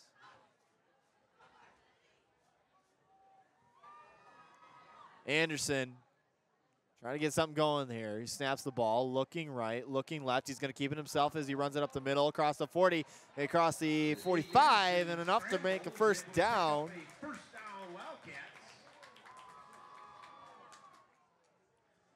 Aiden Anderson with a nice keep. And we'll make it 1st and 10 at the 46.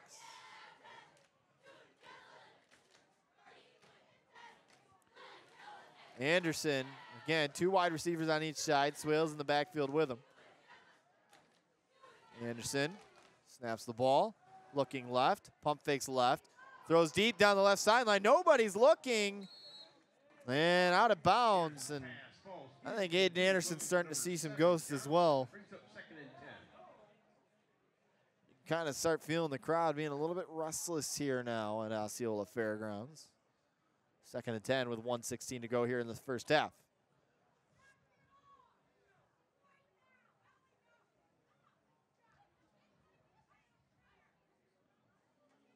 Been a very, very frustrating night. Be curious to see what Ben Bryant's got to say about tonight's game later next week.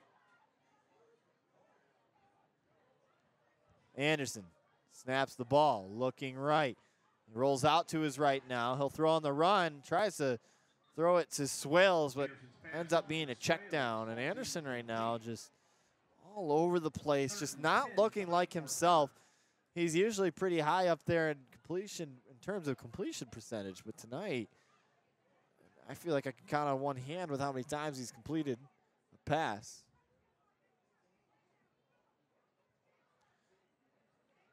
And the confidence right now for this offense is just at an all-time low. Beal City just continuing to beat down and show why they're one of the top teams in the state. Anderson snaps the ball, looking right. He's going to throw right, and the ball is tipped up in the air and incomplete. Brendan Magnuson was the intended receiver on the play. And there's been a couple of times tonight, well, a handful of times really, where Anderson has gotten the ball there. Just the ball has been tipped up by the receivers. So really kind of on both ends. I'm sure there's a little bit of frustration on Anderson's part. Maybe he's throwing it with a little bit more power. Maybe he's trying to get it over this tall defensive line. So 4th and 10 now. They're going for it. No punt team here. And now we're going to get a whistle here on Evart. First timeout of the half. They'll have 2 remaining with 1:06 to go. We're going to take a timeout ourselves. 60 seconds. We'll be back. You're watching, or you're listening to Evart Wildcats football here on B1039. Neptune's Ice Cream Shop in downtown Evart carries premium hand-dipped ice cream. With indoor seating, choose a single flavor or go wild for their waffle nachos or flights with 3 to 5 flavors of ice cream. They also offer mini donuts, milkshakes, and $5 to $12 lunch specials with wraps, tacos, sliders, chili, and dogs. Downtown Evart, Neptune's Ice Cream Shop. It takes knowledge and expertise 30. to drill a well, and that's why folks around here trust Waldron Drilling, a 4th-generation family-owned business since the 1930s. Waldron Drilling can drill from 4-inch up to 24-inch wells, offering free estimates for new installations. Voted Osceola County's favorite well 15. driller for the past 5 years. Quality, customer satisfaction, safety, and honest work. That's the Waldron way. Waldron Well Drilling of 5 seconds. WaldronDrilling.com or call 231-734-5168. 1:06 to go here in the first half. Anderson trying to get something going here. Actually, they're going to punt it. Bryson Derscheid with a beautiful punt down the field. And this is going to take a nice, courteous bounce. Nobody in position to receive here. I think Beal City had thoughts of them doing the option run pitch catch play thing again. Under a minute to go officially. We'll see what Beal City's got in store here right before half. They do have a chance to try to make it a 50-point lead going into the locker room. One score will do that. And with how explosive Beal City has been up to this point, it's very well possible.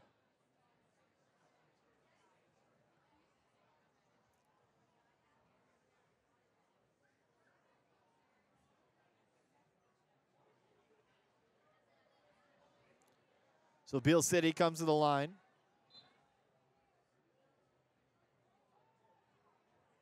See what they plan on doing here right before half. Smith snaps the ball, hands it off to his back, who finds a hole, runs to the outside across the 20, and is ripped and brought to out of bounds. We'll stop the clock here. 49.3 seconds. 44-0. Beal City leads it. If you're just now joining us, well, Beal City, pretty much it feels like every play, they either hand the ball off or they do a jet sweep and it turns into a touchdown. It's a big play. A ton of yards to be playing. We'll have totals coming out of half for you, but snaps the ball, hands it off to his back, following the lead blocker, and is brought down. Just in front of the 30-yard line. 45 seconds to go here in the second quarter. On this alumni night, pitch black lights are on. That's the only thing really that is bright right now, other than how hot this offense is for Beal City. This has definitely been one of the larger scoring advantages that the Aggies have had over history against Evart.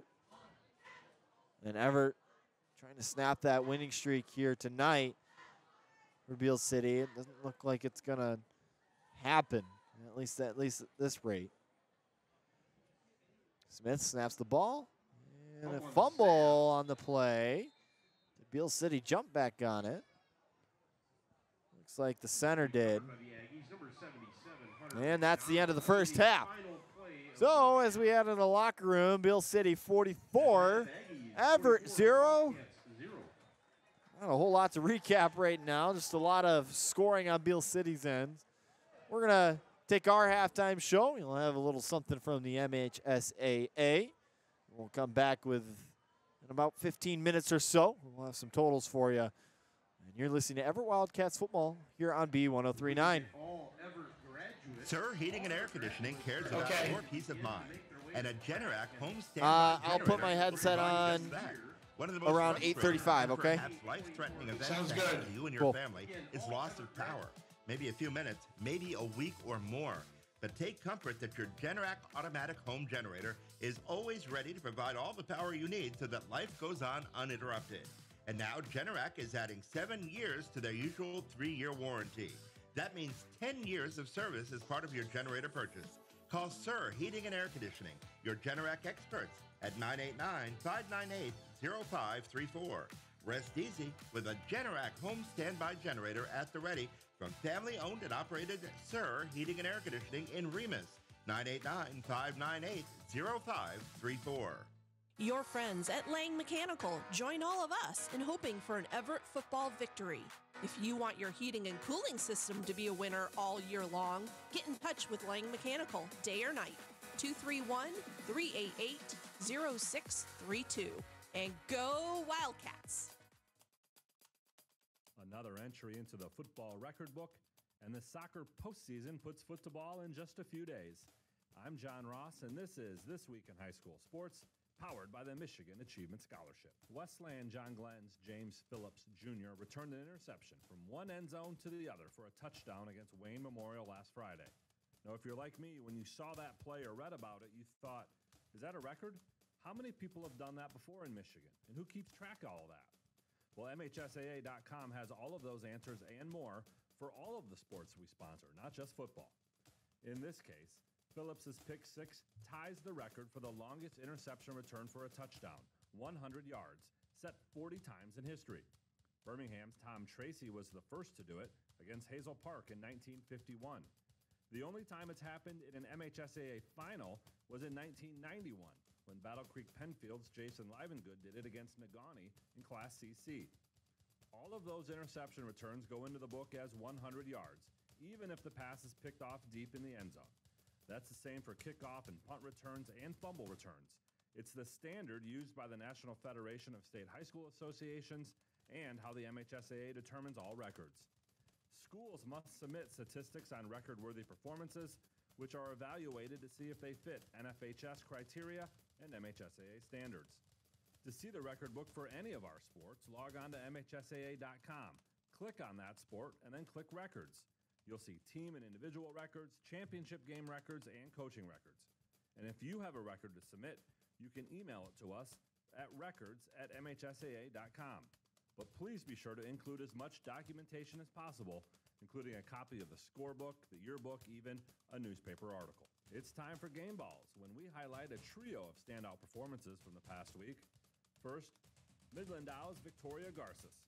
She was first in the Elite Division at the Shepherd Blue Jay Invitational with a time of 17 minutes, 26 seconds. The Allen Park Swim and Dive team, they captured their first Downriver Classic title since 2010, using a strong team effort to win in the 10-team event. And a Colin Lambert of Ogama Heights. He scored the game-winning touchdown with a minute left in a 41-34 win over Clare. Graduating seniors could qualify for a tuition-free skills certificate or associate degree through the new Community College Guarantee, no matter their GPA or your household income. Or if your child plans to attend a 4-year university or career school, the Michigan Achievement Scholarship Program has them covered. They could get up to $27,500 toward a bachelor's degree or up to $4,000 for career training. Complete the FAFSA to get started at mi.gov/achievement.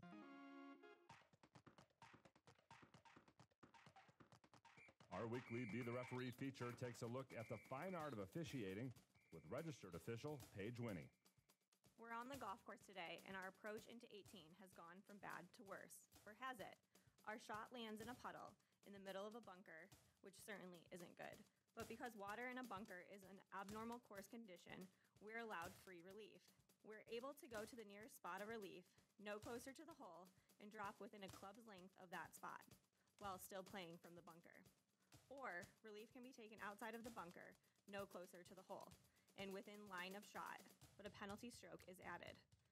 So you have two options if you find water inside a bunker. Only one requires you to take a penalty stroke.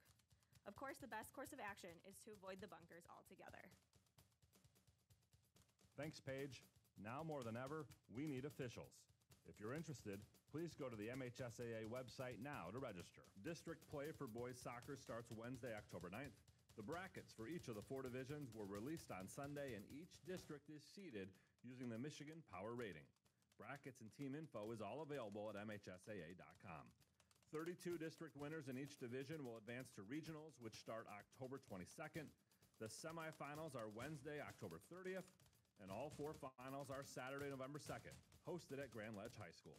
Division 4 kicks us off at 10 a.m., followed by Division 3 at 12:30, Division 2 at 3:30, and the day ends with Division 1 at 6 p.m. Postseason soccer tickets can be purchased at gofan.co, and you can watch on the NFHS network. You've been listening to This Week in High School Sports, powered by the Michigan Achievement Scholarship, a production of the MHSAA Network. Thanks for joining us. I'm John Ross. We'll be back next week. B1039. Hi, I'm Michaela. And I'm Lauren. And we're with Big Rapids Roofing, where roofing meets community. Get ahead of the weather and be prepared for winter. Don't wait until it's too late. Call us today to book your free estimate appointment. Whether it's roofing, siding, windows, doors, or gutters, Big Rapids Roofing has got you covered. Call us today at 231-629-8088. Again, don't wait. Call us today at 231-629-8088. Let nothing stand between you and the tree stand with the fast, durable Kubota Sidekick. Featuring a gas-powered engine that delivers a top speed of 40 miles per hour, best-in-class acceleration and handling with cargo, and the strength to haul what needs hauling, all backed by a 2-year, 1,000-hour warranty. Get ready for hunting season with the Kubota Sidekick. Visit your local Kubota dealer today. Go to KubotaUSA.com for full disclaimer. Stop by the Ina store, your Cadillac area Kubota dealer in beautiful downtown Ina. Yep, I bet they could do that. RCB Contracting. From septic systems to professional excavating services, both residential and commercial, RCB Contracting is local. RCB Contracting is reliable. RCB Contracting is dependable. RCB Contracting supports local Evart athletics and wants to wish the Wildcats the best of luck in tonight's game. Teamwork makes the dream work. Call 231-846-0800. RCB Contracting, your excavating pros and winter plow experts. Your hometown, family-owned propane company, QB Propane, would like to thank their customers for supporting them for several years. Sacrifice, resilience, and teamwork are all part of what makes tonight's Evart High School football game so exciting. Supporting local first is what QB Propane is known for. Propane by the tank or prompt service and delivery. Call QB Propane to find out more or to set up service. 989-544-2188. QB Propane. Hometown store fixtures are as close as 11071 US 10 in Evart. Miller Liquidators and Store Fixtures not only helps with on-site store liquidations, they have store fixtures like used Lozier shelving, true self-contained coolers and freezers, and they provide delivery and installation, plus sell walk-in coolers and teardrop pallet racking. Supporting the local Evart community for years, both for local stores and the Evart football team. Miller Liquidators and Store Fixtures is a proud local supporter of the Evart football game broadcasts. Go Wildcats! Step into the excitement at AJ's Event Center in Evart. Swing in for top-notch bowling lanes, an action-packed arcade, food and spirits with a smashing new experience coming soon. Plus, indulge in all-you-can-eat fish on Fridays and Saturdays. Located just 2 miles west of Evart on US 10, find us on Facebook for all the latest updates and specials. Make every moment unforgettable at AJ's Event Center. Worth Landscaping, a second-generation business, has been a proud supporter of Evart Public Schools and all Evart athletics for more than 25 years. Worth Landscaping specializes in irrigation systems, landscape design, hardscapes, hydroseeding, lawn care, to commercial snow and ice removal in the winter. Contact Josh Worth at 231-349-5693 or Tyler Worth 231-629-5150. It'll be worth the call. Worth Landscaping. Happiness is ice cream, and ice cream is happiness. So it only makes sense that the Evart Dairy Whip is Evert's happy place. Love soft serve? Come be happy. Prefer a hand-dipped Sunday Wizard? It's happy. Plus, hamburgers, salads, wraps, and coney dogs topped with national chili. When you need a dose of happy, come to the Evart Dairy Whip and leave with a smile. Open 10 till 9 all week. 7th Street in Evart. Happy to support the Wildcats. Transform your space with Extremely Clean, your go-to for impeccable interior room painting projects. Schedule your room before the fall rush with a keen eye for detail and a commitment to excellence. The team at Extremely Clean will bring your vision to life. Don't miss the opportunity for a fresh, vibrant new look. Call 231-408-5943 to schedule your quote today. Extremely Clean, where you say it, we spray it. Stop in to Northland Area Federal Credit Union in Evart, Reed City, or any of their 17 branches in northern Michigan to find great rates on many different financial products. While banks merge more often than you can keep track of and impose increased fees, Northland is a not-for-profit financial co-op committed to helping you save money. They specialize in small business growth and services. Check them out at northlandcu.com. Northland is federally insured by the NCUA. B1039. Sir Heating and Air Conditioning cares about your peace of mind, and a Generac home standby generator will provide just that. One of the most frustrating and perhaps life-threatening events to happen to you and your family is loss of power. Maybe a few minutes, maybe a week or more. But take comfort that your Generac automatic home generator is always ready to provide all the power you need so that life goes on uninterrupted. And now Generac is adding 7 years to their usual 3-year warranty. That means 10 years of service as part of your generator purchase. Call Sir Heating and Air Conditioning, your Generac experts, at 989-598-0534.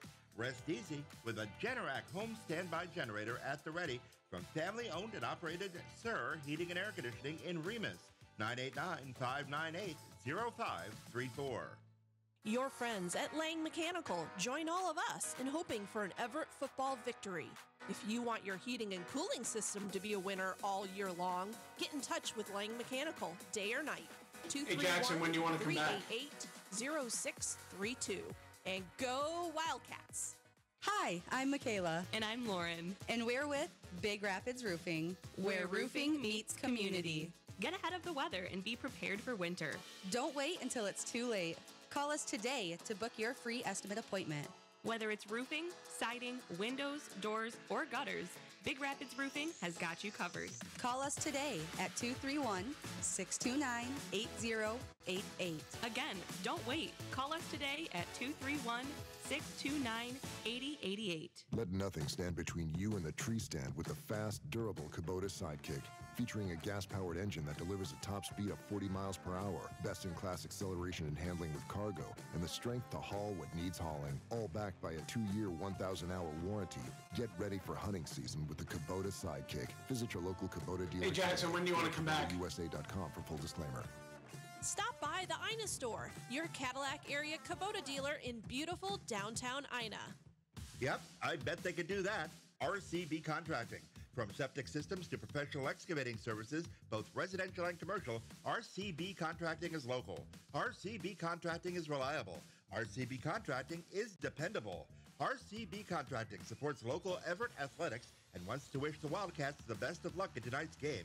Teamwork makes the dream work. Call 231-846-0800. RCB Contracting, your excavating pros and winter plow experts.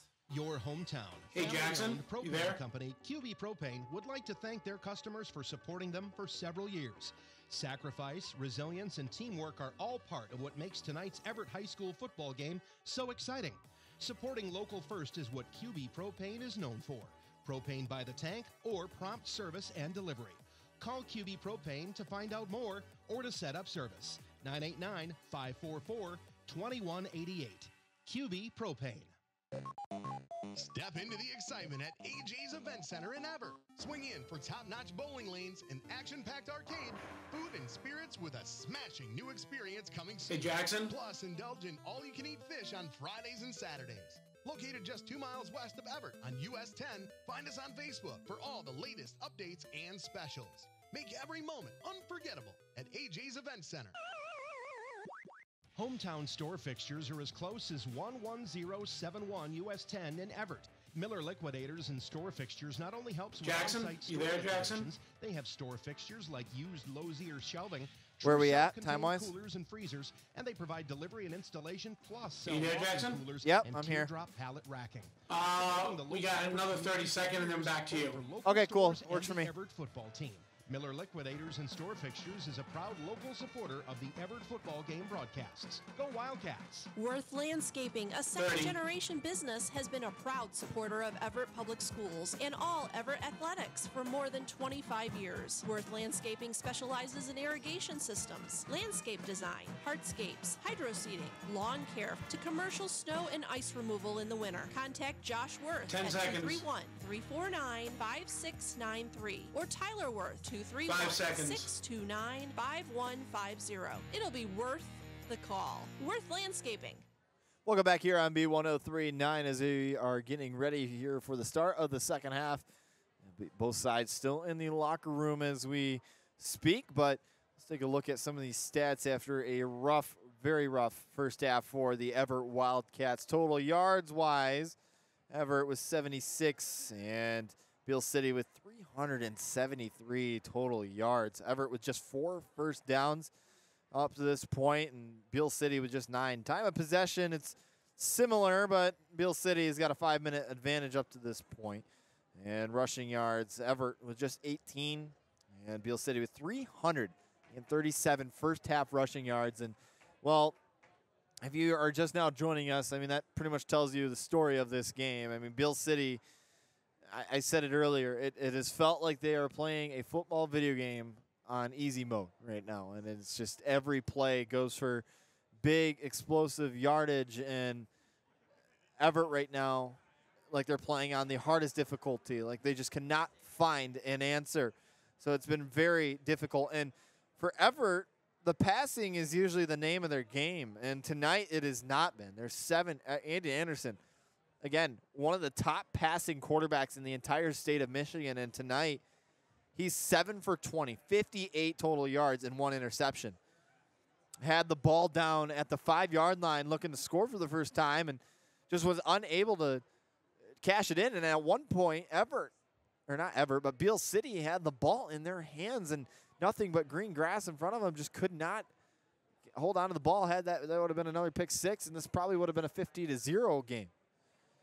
But for Beal City, they've only passed it twice for 36 yards, so just 1 for 2 on that end side of things. But rushing leader for the Wildcats, Aiden Anderson, 14 yards, and that was on a couple QB scrambles. But, you know, on Beal City, yes, this is an Evart-dominated broadcast, but really there's not a whole lot to talk about for the Wildcats tonight. You can just, unless it's negative-wise. But for Beal City, Austin Small, this is rushing speaking. Again, they have 337 total rushing yards, but Austin Small has 5 carries for 118 yards and 2 touchdowns.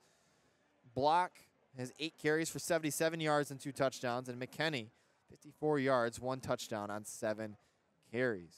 Appreciate the statistician for Beal City for putting that together for me. It's nice to see kind of how things have been going.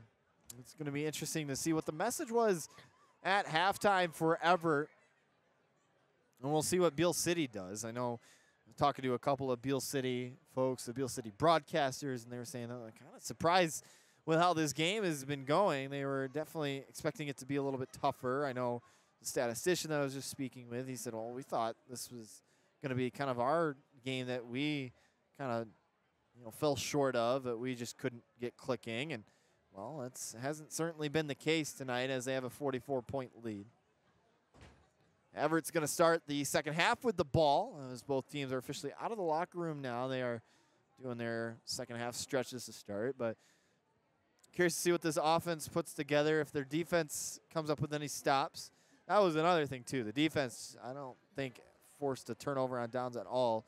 They did have one, but it was a costly defensive holding call that brought them all the way back. So for Beal City, I'd expect them to keep laying on the gas. They have a pretty good chance of putting up some record numbers tonight against what they thought was to be one of the biggest, what is one of the biggest rivals that they face all year in the Highland Conference. For Beal City, they need to win out. McBain just needs to keep winning as well if they want to win the conference. But for Beal City, they got to hope McBain loses at least 2 of their next 4. It's kind of tough as we enter the second half of the season. And for Evart, I mean, they've looked great. You know, they're 4-1 tonight. They'll most likely end up 4-2, and things could change. 44 points in the half. Well, the Aggies did it. I can't the Wildcats, but you know, you look back at their season up to this point, and Evart has a really good chance of entering tonight's game 5-0. You know, if it goes to the ifs game, but if that game in Lake City wasn't cruddy weather, if it wasn't 40 degrees, if it wasn't windy, if it wasn't cold, Evart probably wins that game. But can't change the ifs. So about a minute left until kickoff. We're going to take a 60-second break. You're listening to Evart Wildcats football here on B1039. Happiness is ice cream, and ice 60. cream is happiness. So it only makes sense that the Evart Dairy Whip is Evert's happy place. Love soft serve? Come be happy. Prefer a hand-dipped Sunday Wizard? It's happy. Plus hamburgers, salads, wraps, and coney dogs topped with national chili. When you need a dose of happy, come to the Evart Dairy Whip and leave with a smile. Open 10 till 9 all week. 7th Street in Evart. Happy to support the Wildcats. Transform your space with Extremely Clean, your go-to for impeccable interior room painting projects. Schedule your room before the fall rush with a keen eye for detail and a commitment to excellence. The team at Extremely Clean 15. will bring your vision to life. Don't miss the opportunity for a fresh, vibrant new look. 10 seconds. 231-408-5943 to schedule your quote today. 5 seconds. Extremely Clean, where you say it, we spray it. Welcome back here on B1039. Fresh 12 up on the clock. It'll be a continuous clock to start the second half with Beal City with a over 35-point lead. It's 44-0 as we come out of the half. Evart will start with the ball here in the second half, and well, they're going to have to try to find something, at least try to find the end zone here this half. This is the first time all season that they were shut out in the first half. Evart looking down the chute of potentially their worst loss on the season, potentially in the past decade. This Evart team has looked really good over history, or at least over the last 10 years or so. As the kicker for Beal City gets ready to go.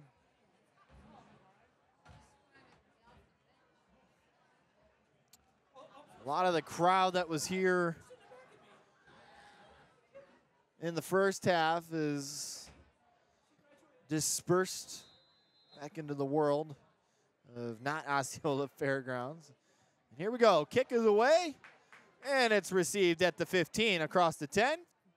And breaks loose across the 35 and is brought down in between the 40, 35-yard line. And it looks like the Wildcats are going to start with the ball at the 36-yard line, 1st and 10. 11:45, and remember, continuous clock. So I'll try my best to keep you updating you throughout the game as the Wildcats will try to piece a comeback or at least show some sign of life as we go through this second half.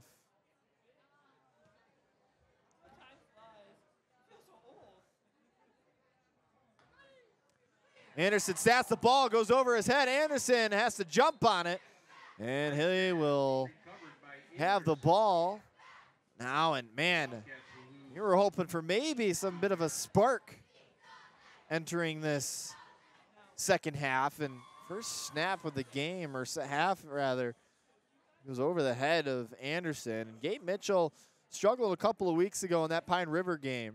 I mean, it didn't really affect the outcome of the game, but struggled then. Settled back in last week, and well, that's his first really bad snap of tonight's game. Anderson snaps the ball, fakes it off to Swales. He'll throw right. He's got a man. It's caught, and he gets back past the original line of scrimmage.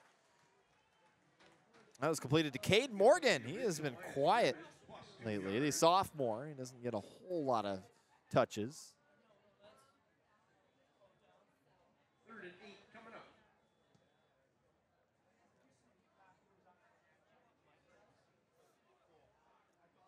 3rd and 8 now for the Wildcats. Couple of guys in motioning left to right for Evart.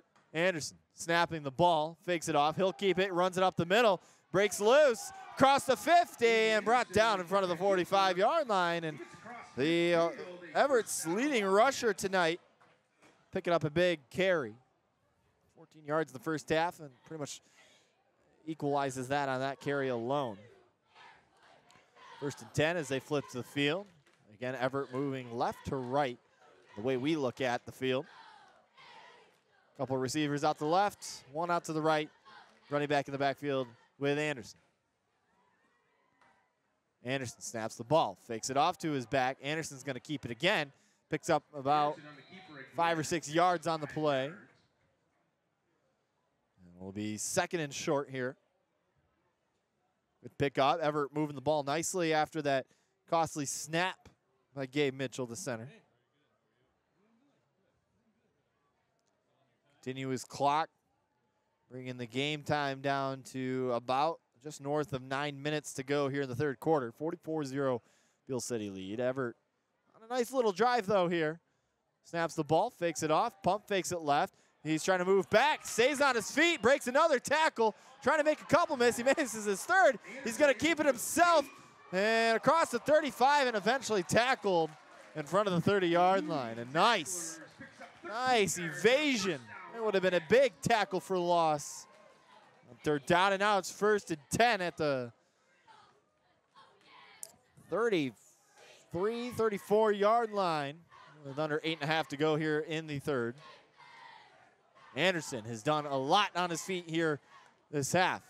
Snaps the ball, high snap, screen play out to the left, makes a defender miss, across the 30, 35, or excuse me, 25, and brought down in front of the 20.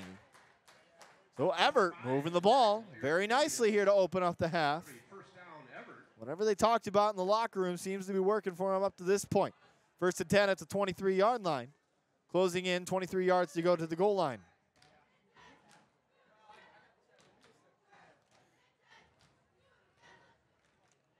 Aiden Anderson again in that shotgun formation, trips to the right, receiver out to the left.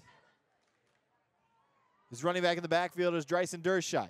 Fakes it off to Dershite, throws it to the left, and thrown just behind the receiver, it looks like, for an incompletion. Noah Vanderlyn on that slant route. I was just talking to Lucas Johnson's father, who does the public address announcing here for the Evart Wildcats. And he said, man, it kind of feels like teams have kind of figured out Lucas over the last couple of games. He hasn't been getting that many catches, or at least targets. Noah Vanderlyn has kind of moved back into the driver's seat over the last couple of games. Anderson motioning his receiver right to left. Fakes it off to his receiver, hands it off to his back, runs it across the 10, breaks the tackle, across the 15, 10, 5, and tackled. Evart with a great offensive possession here. 1st and goal, Evart. Really making things look good here. 6:40 to go here in the 3rd quarter. Continuous clock due to the deficit that Evart finds themselves in.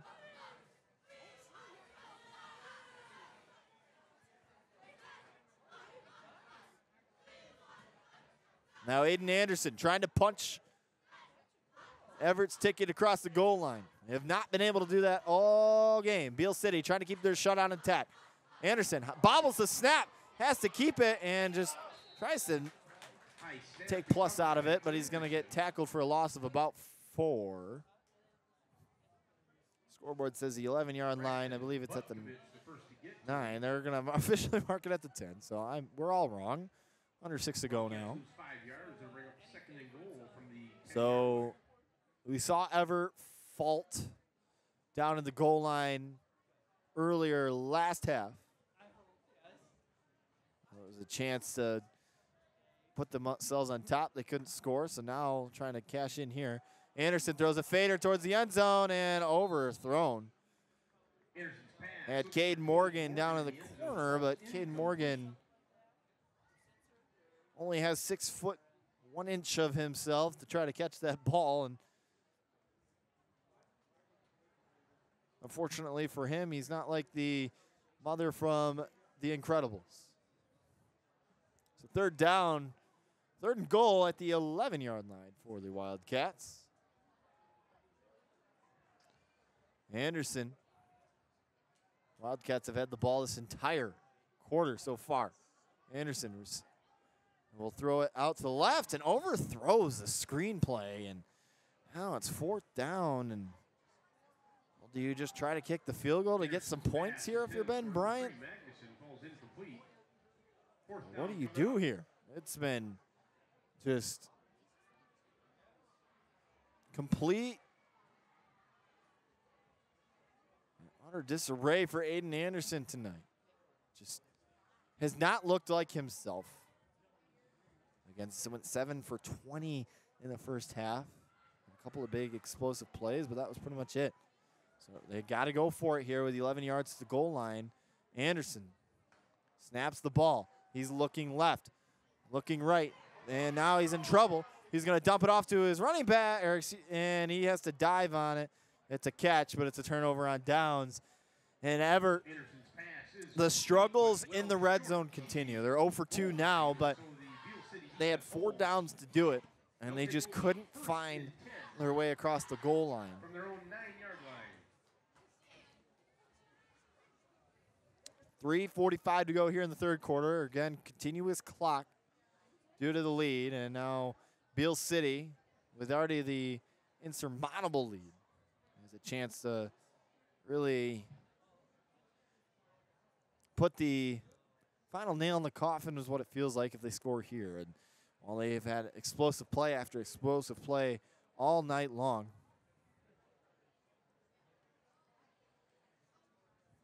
and we'll see what they do here as they had the ball on the 9-yard line, 1st and 10 here in the third quarter.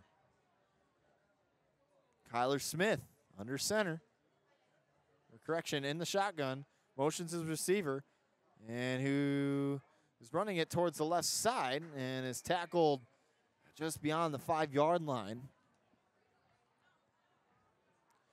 Scoreboard's wrong. I believe I said 9-yard line. Ball was on the 9. It was back behind it. I believe it was at the 4. Number 2, Austin Smalls, the ball carrier. Aiden Anderson, the first. Unfortunate alumni night here at the Osceola Fairgrounds. It was a beautiful day, a bit chillier. Now it's starting to feel like fall weather. 2.5 to go here in the third quarter. Moving right along. Kyler Smith under center. Motions his receiver, hands it off to his back, who runs it towards the left side of the line and is met by a pack of Wildcats here. Tackled by Gabe Mitchell, number That'll be 6. third down now. And the Wildcats trying to get their first third down stop of the half. They did get a third down stop in the first half, but they went for it on 4th down, and that's when that costly penalty happened.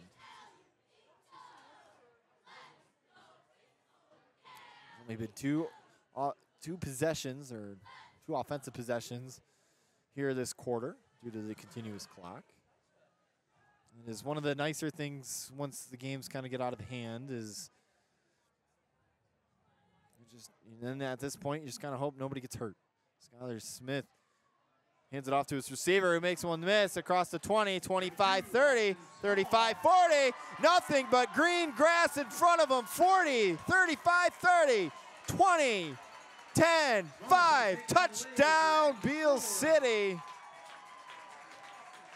Their first touchdown of the half goes for 91 yards.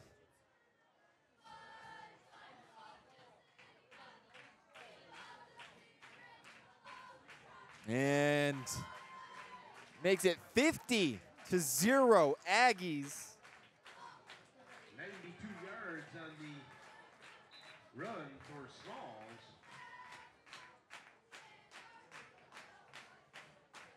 Austin Smalls' day continues. Almost up over 200 rushing yards on the night. Still under 10 carries. 3 touchdowns as well. He's had himself a night. Clock stopped now for the extra point attempt. believe the officials are waiting for the car headlights to get turned off. Just outside of the west end zone, if you could turn your headlights off or leave. That should do it. Well, there you go. A little comedic relief here in the third quarter. Now we're ready to play some football. Ball snap, bit of a high snap. The kick is up, and the kick is good. 51-0 Aggies. 56.4 seconds left here in the third quarter.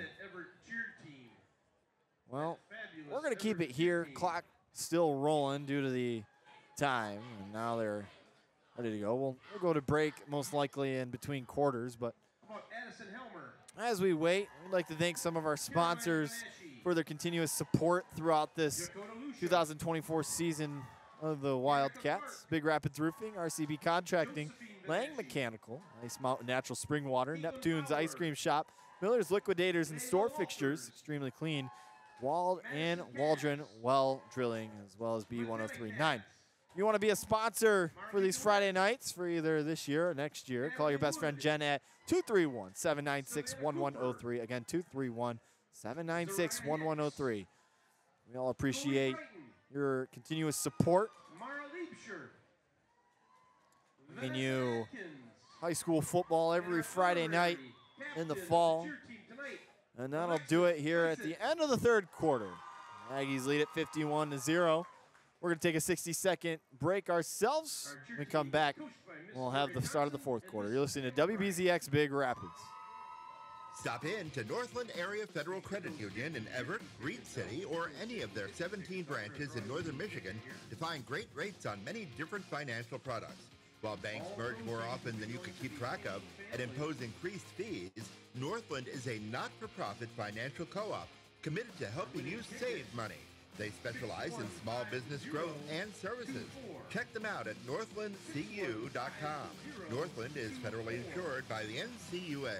Hi, I'm Michaela. And I'm Lauren. And we're with Big Rapids Roofing, where roofing meets community. Get ahead of the weather and be prepared for winter. Don't wait until it's too late. Call us today to book your free estimate appointment. Whether it's roofing, siding, windows, doors, or gutters, Big Rapids Roofing has got you covered. 10 seconds. Call us today at 231-629-8085. 5 seconds. Again, don't wait. Call us today at 231-629-8088. Fresh 12 minutes on the play clock as we get lined up for another kick. Again, continuous clock due to the deficit. Aggies lead at 51-0. Evart just trying to find their way into the end zone. This is a little bit of a pooch kick received around the 30-yard line. And he makes a couple defenders miss across the 40 and brought down just in front of the 45-yard line. First and 10 for the Wildcats, just in front of midfield. Going right to left are the Wildcats. It's been a, again, unfortunate night if you've been tuning in. And Wildcats open up the second half with a nice drive all the way down to the red zone, but the closest they got was 5 yards out and just weren't able to cash in anything. This game, I'm sure, coming as a bit of a shock to most people. Evart just not looking like the team that we've seen up to this point in the season. Evart snaps the ball. It's Anderson. He hands it off to his back, who runs it up the middle. A nice carry across the 50 and enough for the first time. Bryson Derscheid, the running back. 11 to go here in the game. Switching up running backs. Cameron Swale has typically been the running back this season for the Wildcats, but since about the start of the second quarter, they've seen some things switch up.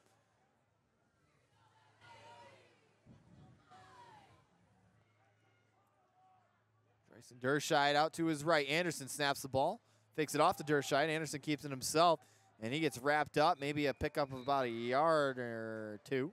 A yard and a half, I would say. Second and long now for the Wildcats. And at this point, you know that, well, you're not going to score 51 points in the first or in the fourth quarter, as much as you'd like to, but for momentum's sake, for positive vibes' sake, I think you're just trying to find the end zone before the end of the game. And avoid the shutout. That's the last thing you want this type of game. Anderson with a quick throw over to the right side. It's caught. And Brendan Magnuson met instantly at the 25-yard line. Picked up maybe a yard more. It'll be another first down at the 34-yard line. 9:45 to go here in the game.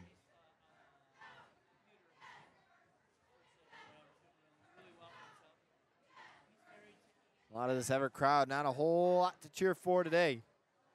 Aiden Anderson trying to change that, though. Anderson snaps it. Throws a screen pass out to his left. Trying to make some defenders miss is Dallas Langworthy. And he's brought down. So it'll be 2nd and long again here for the Wildcats. Picks up about 3 yards.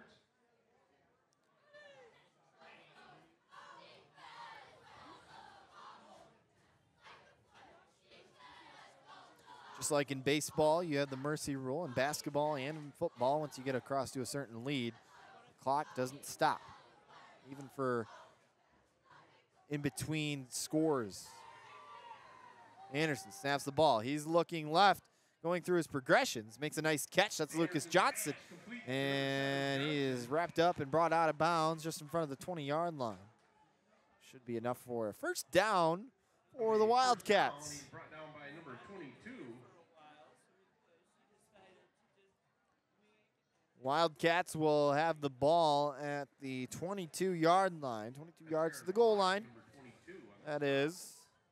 1st and 10 Wildcats.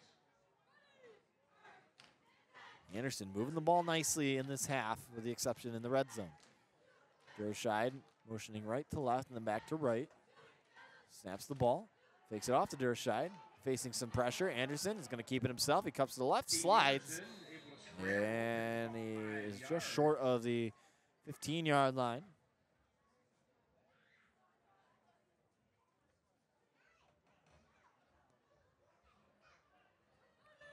Second and 5 now on the 17.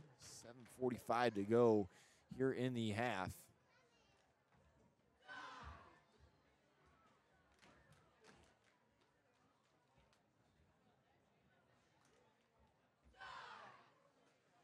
Aiden Anderson getting the play call from Ben Bryant on the sideline. Motioning his receiver right to left. Fakes it off to his receiver. Hands it off to Dershide, who runs it up the middle. And is wrapped up and brought down just beyond the 15. Coach Bryant, if you could report to the announcer's booth. Coach Bryant, Taylor Bryant, please, to the announcer's booth. 3rd and 3 now. 7 minutes to go here in the 4th quarter. 51-0 lead for the Beal City Aggies. Evart Wildcats trying to find the end zone for the first time in this game. Anderson snaps the ball, hands it off to Dershide, running towards the right side, spins, and I believe he's going to be just short of the first down marker.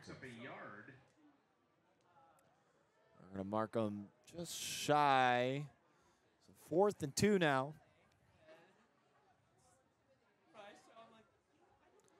This has not been the game you'd hope for, and I'm sure there's going to be some changes coming up for next week. They got another big game, only at McBain next week. That's going to be a big conference test. Another one, just like Beal City. Anderson snaps the ball, throws over the middle, caught, touchdown, Evart. And it took all the way until 6 minutes left here in the game, and Evart finds the end zone. Anderson to Noah Vanderland makes it 51-6. And it looks like they're going to go for 2. Not going to go down without a fight, that is for sure.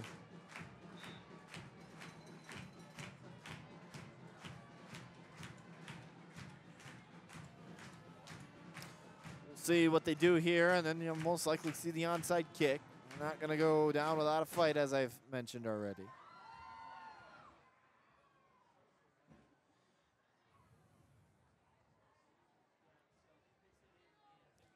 Trips left, receiver out to the right. And Dershide in the backfield alongside of Anderson. Anderson snaps the ball. Fakes it off to Dershide. Anderson rolls out to his right, trying to point at his receiver, makes a defender miss, rolls back to the left, pitches it down the middle, and it falls short, just incomplete. Lucas Johnson, the intended receiver on the play. So, failed 2-point conversion will remain the score at 51-6. To introduce our outstanding marching band. 6 minutes, 8 seconds to go. We'll take a quick 60-second break. You're listening to Evart Wildcats football here on B1039. Let nothing stand between you and the tree stand with the fast. I've already done station ID, right, for this hour? Gas-powered engine that delivers Yeah, station ID when you come back. Got it. Best-in-class acceleration and handling with cargo, and the strength to haul what needs hauling. All backed by a 2-year, 1,000-hour warranty. Get ready for hunting season with the Kubota Sidekick. Visit your local Kubota dealer today. Go to KubotaUSA.com for full disclaimer. Stop by the Ina store, your Cadillac area Kubota dealer in beautiful downtown Ina. Yep, I bet they could do that. 30. RCB Contracting. From septic systems to professional excavating services, both residential and commercial, RCB Contracting is local. RCB Contracting is reliable. RCB Contracting is dependable. RCB Contracting supports local Evart athletics and wants to wish the Wildcats the best 10 in seconds. tonight's game. Teamwork makes the dream work. Call 231-846-0800. 5 seconds. RCB Contracting, your excavating pros and winter plow experts.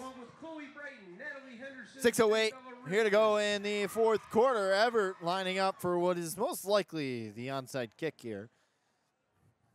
I believe they're not going to be able to score the equal amount of touchdowns it's going to take to get to 51 points up to this point, but always want to go down fighting.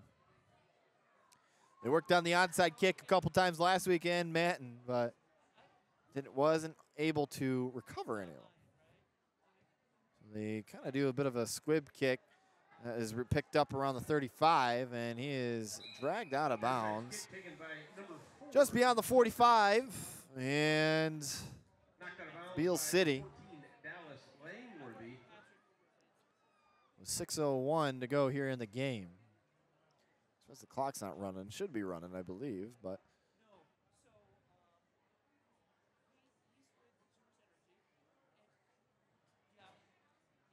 Beal City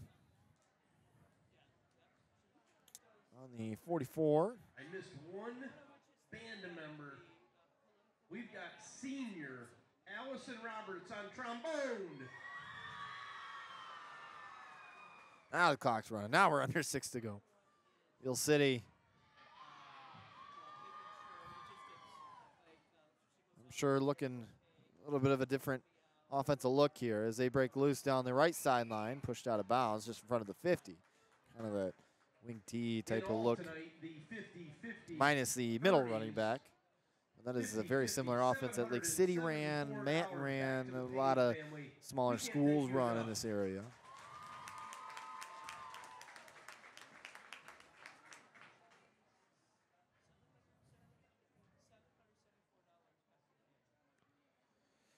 Everett's defense is just no answers tonight. That is just the best way to put it. They're going to have to figure something out because they got the Highland Conference leader, McBain, coming up next week. McBain undefeated at this point in the season.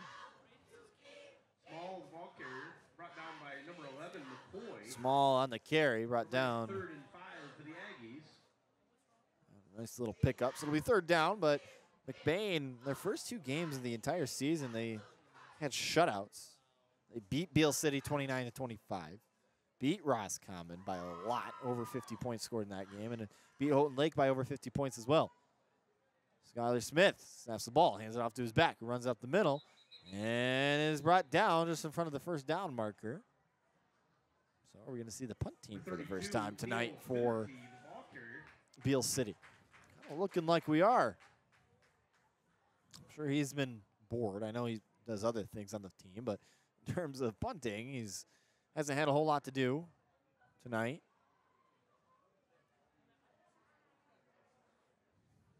But McBain Ramblers, 5-0 to start this year. Coming off a year where they went 7-5. Made a nice little run, though, in the playoffs before losing to Menominee at Menominee. Beat Houghton Lake in the playoffs, beat Beaverton in the punt. A very sharp line drive. Takes a nice bounce at the 21, and then it goes out of bounds. So Evart going to set up shop. They're going to say... This punt was out of bounds down near the 20-yard line. Probably around the 20. A ref is standing on the 23-yard line.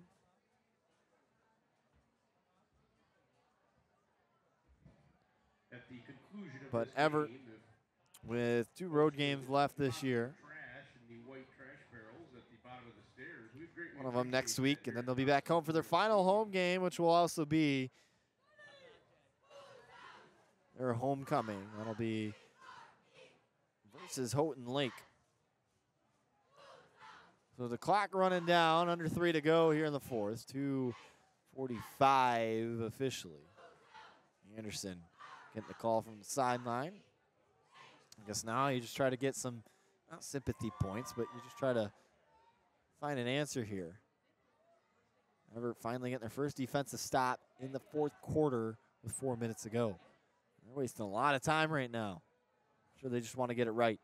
Anderson motioning his running back out to the left. Now his receiver right to left. Fakes it off to his receiver, keeps it. He's going to throw deep down the left sideline. He's got a man wide open, but this time it's just thrown a little too far. But Noah Vanderlyn doesn't have the speed of the oldest brother in The Incredibles. Yeah, there you go. 2 incredible references tonight. And no, I have not watched that movie recently. It's just something I've been thinking about. Things that you think about in blowouts. You got to think of things to talk about as a broadcaster in these type of games. Done my fair share of baseball blowouts.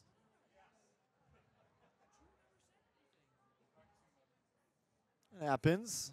You face these games every now and then. 1:30 to go here in the game. Anderson snaps the ball. He'll hand it off to Dershide, who runs it up the middle, spins across the 35, and eventually brought down. That'll be a nice first down for the Wildcats. Tackle made by number 59.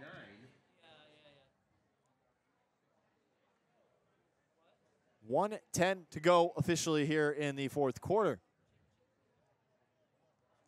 Sure, a lot of these fans are just ready to get in their cars and turn up the heat here. Anderson snaps the ball, fakes it off to Dershide. He's going to roll out to his right, and he's going to keep it himself. He crossed the 40 and pushed out of bounds and in front of the 45-yard line. About 50 degrees here now as game coming to a close with 45 seconds left on the clock. It's been a rough game for the Wildcats, one that they are hoping to forget going forward. 30 seconds to go. 51-6 Aggies lead. Snaps the ball. They hand it off to Dershide. He runs it up the middle, cuts left across the 50, 45, trucks his way down to about the 42-yard line. And man, maybe they found a running back in Dryson Dershide. And I think that's going to do it here from the Osceola County Fairgrounds as the final second ticks off, and the game is final. The Evart Wildcats falling big tonight. Beal City 51, Evart 6. And man, it was an unfortunate night tonight. Evart was just outmanned, out-physicaled, out everything tonight. Not a whole lot they could have done about that. They did. They looked better in the second half. But the second half with the continuous clock, hard to establish any sort of offensive momentum. And that's just one of the things that, well, you got to try to avoid having a 35-point deficit. If you avoid that, then you have chances of potentially coming through and maybe making a comeback. But next week we'll be in McBain. So if you're not going to come out to the game, make sure you tune in. 6:45 is when pregame starts. We'll have a conversation with Ben Bryant as always. And until next Friday night, I'm Jackson Hayden, and you've been listening to Evart Wildcats football here on B1039. Stop in to Northland Area Federal Thanks, Jackson. In Evart, Thank you, City, and have a good weekend, and I'll talk to you next week. To find You got it. rates on many different financial products, while banks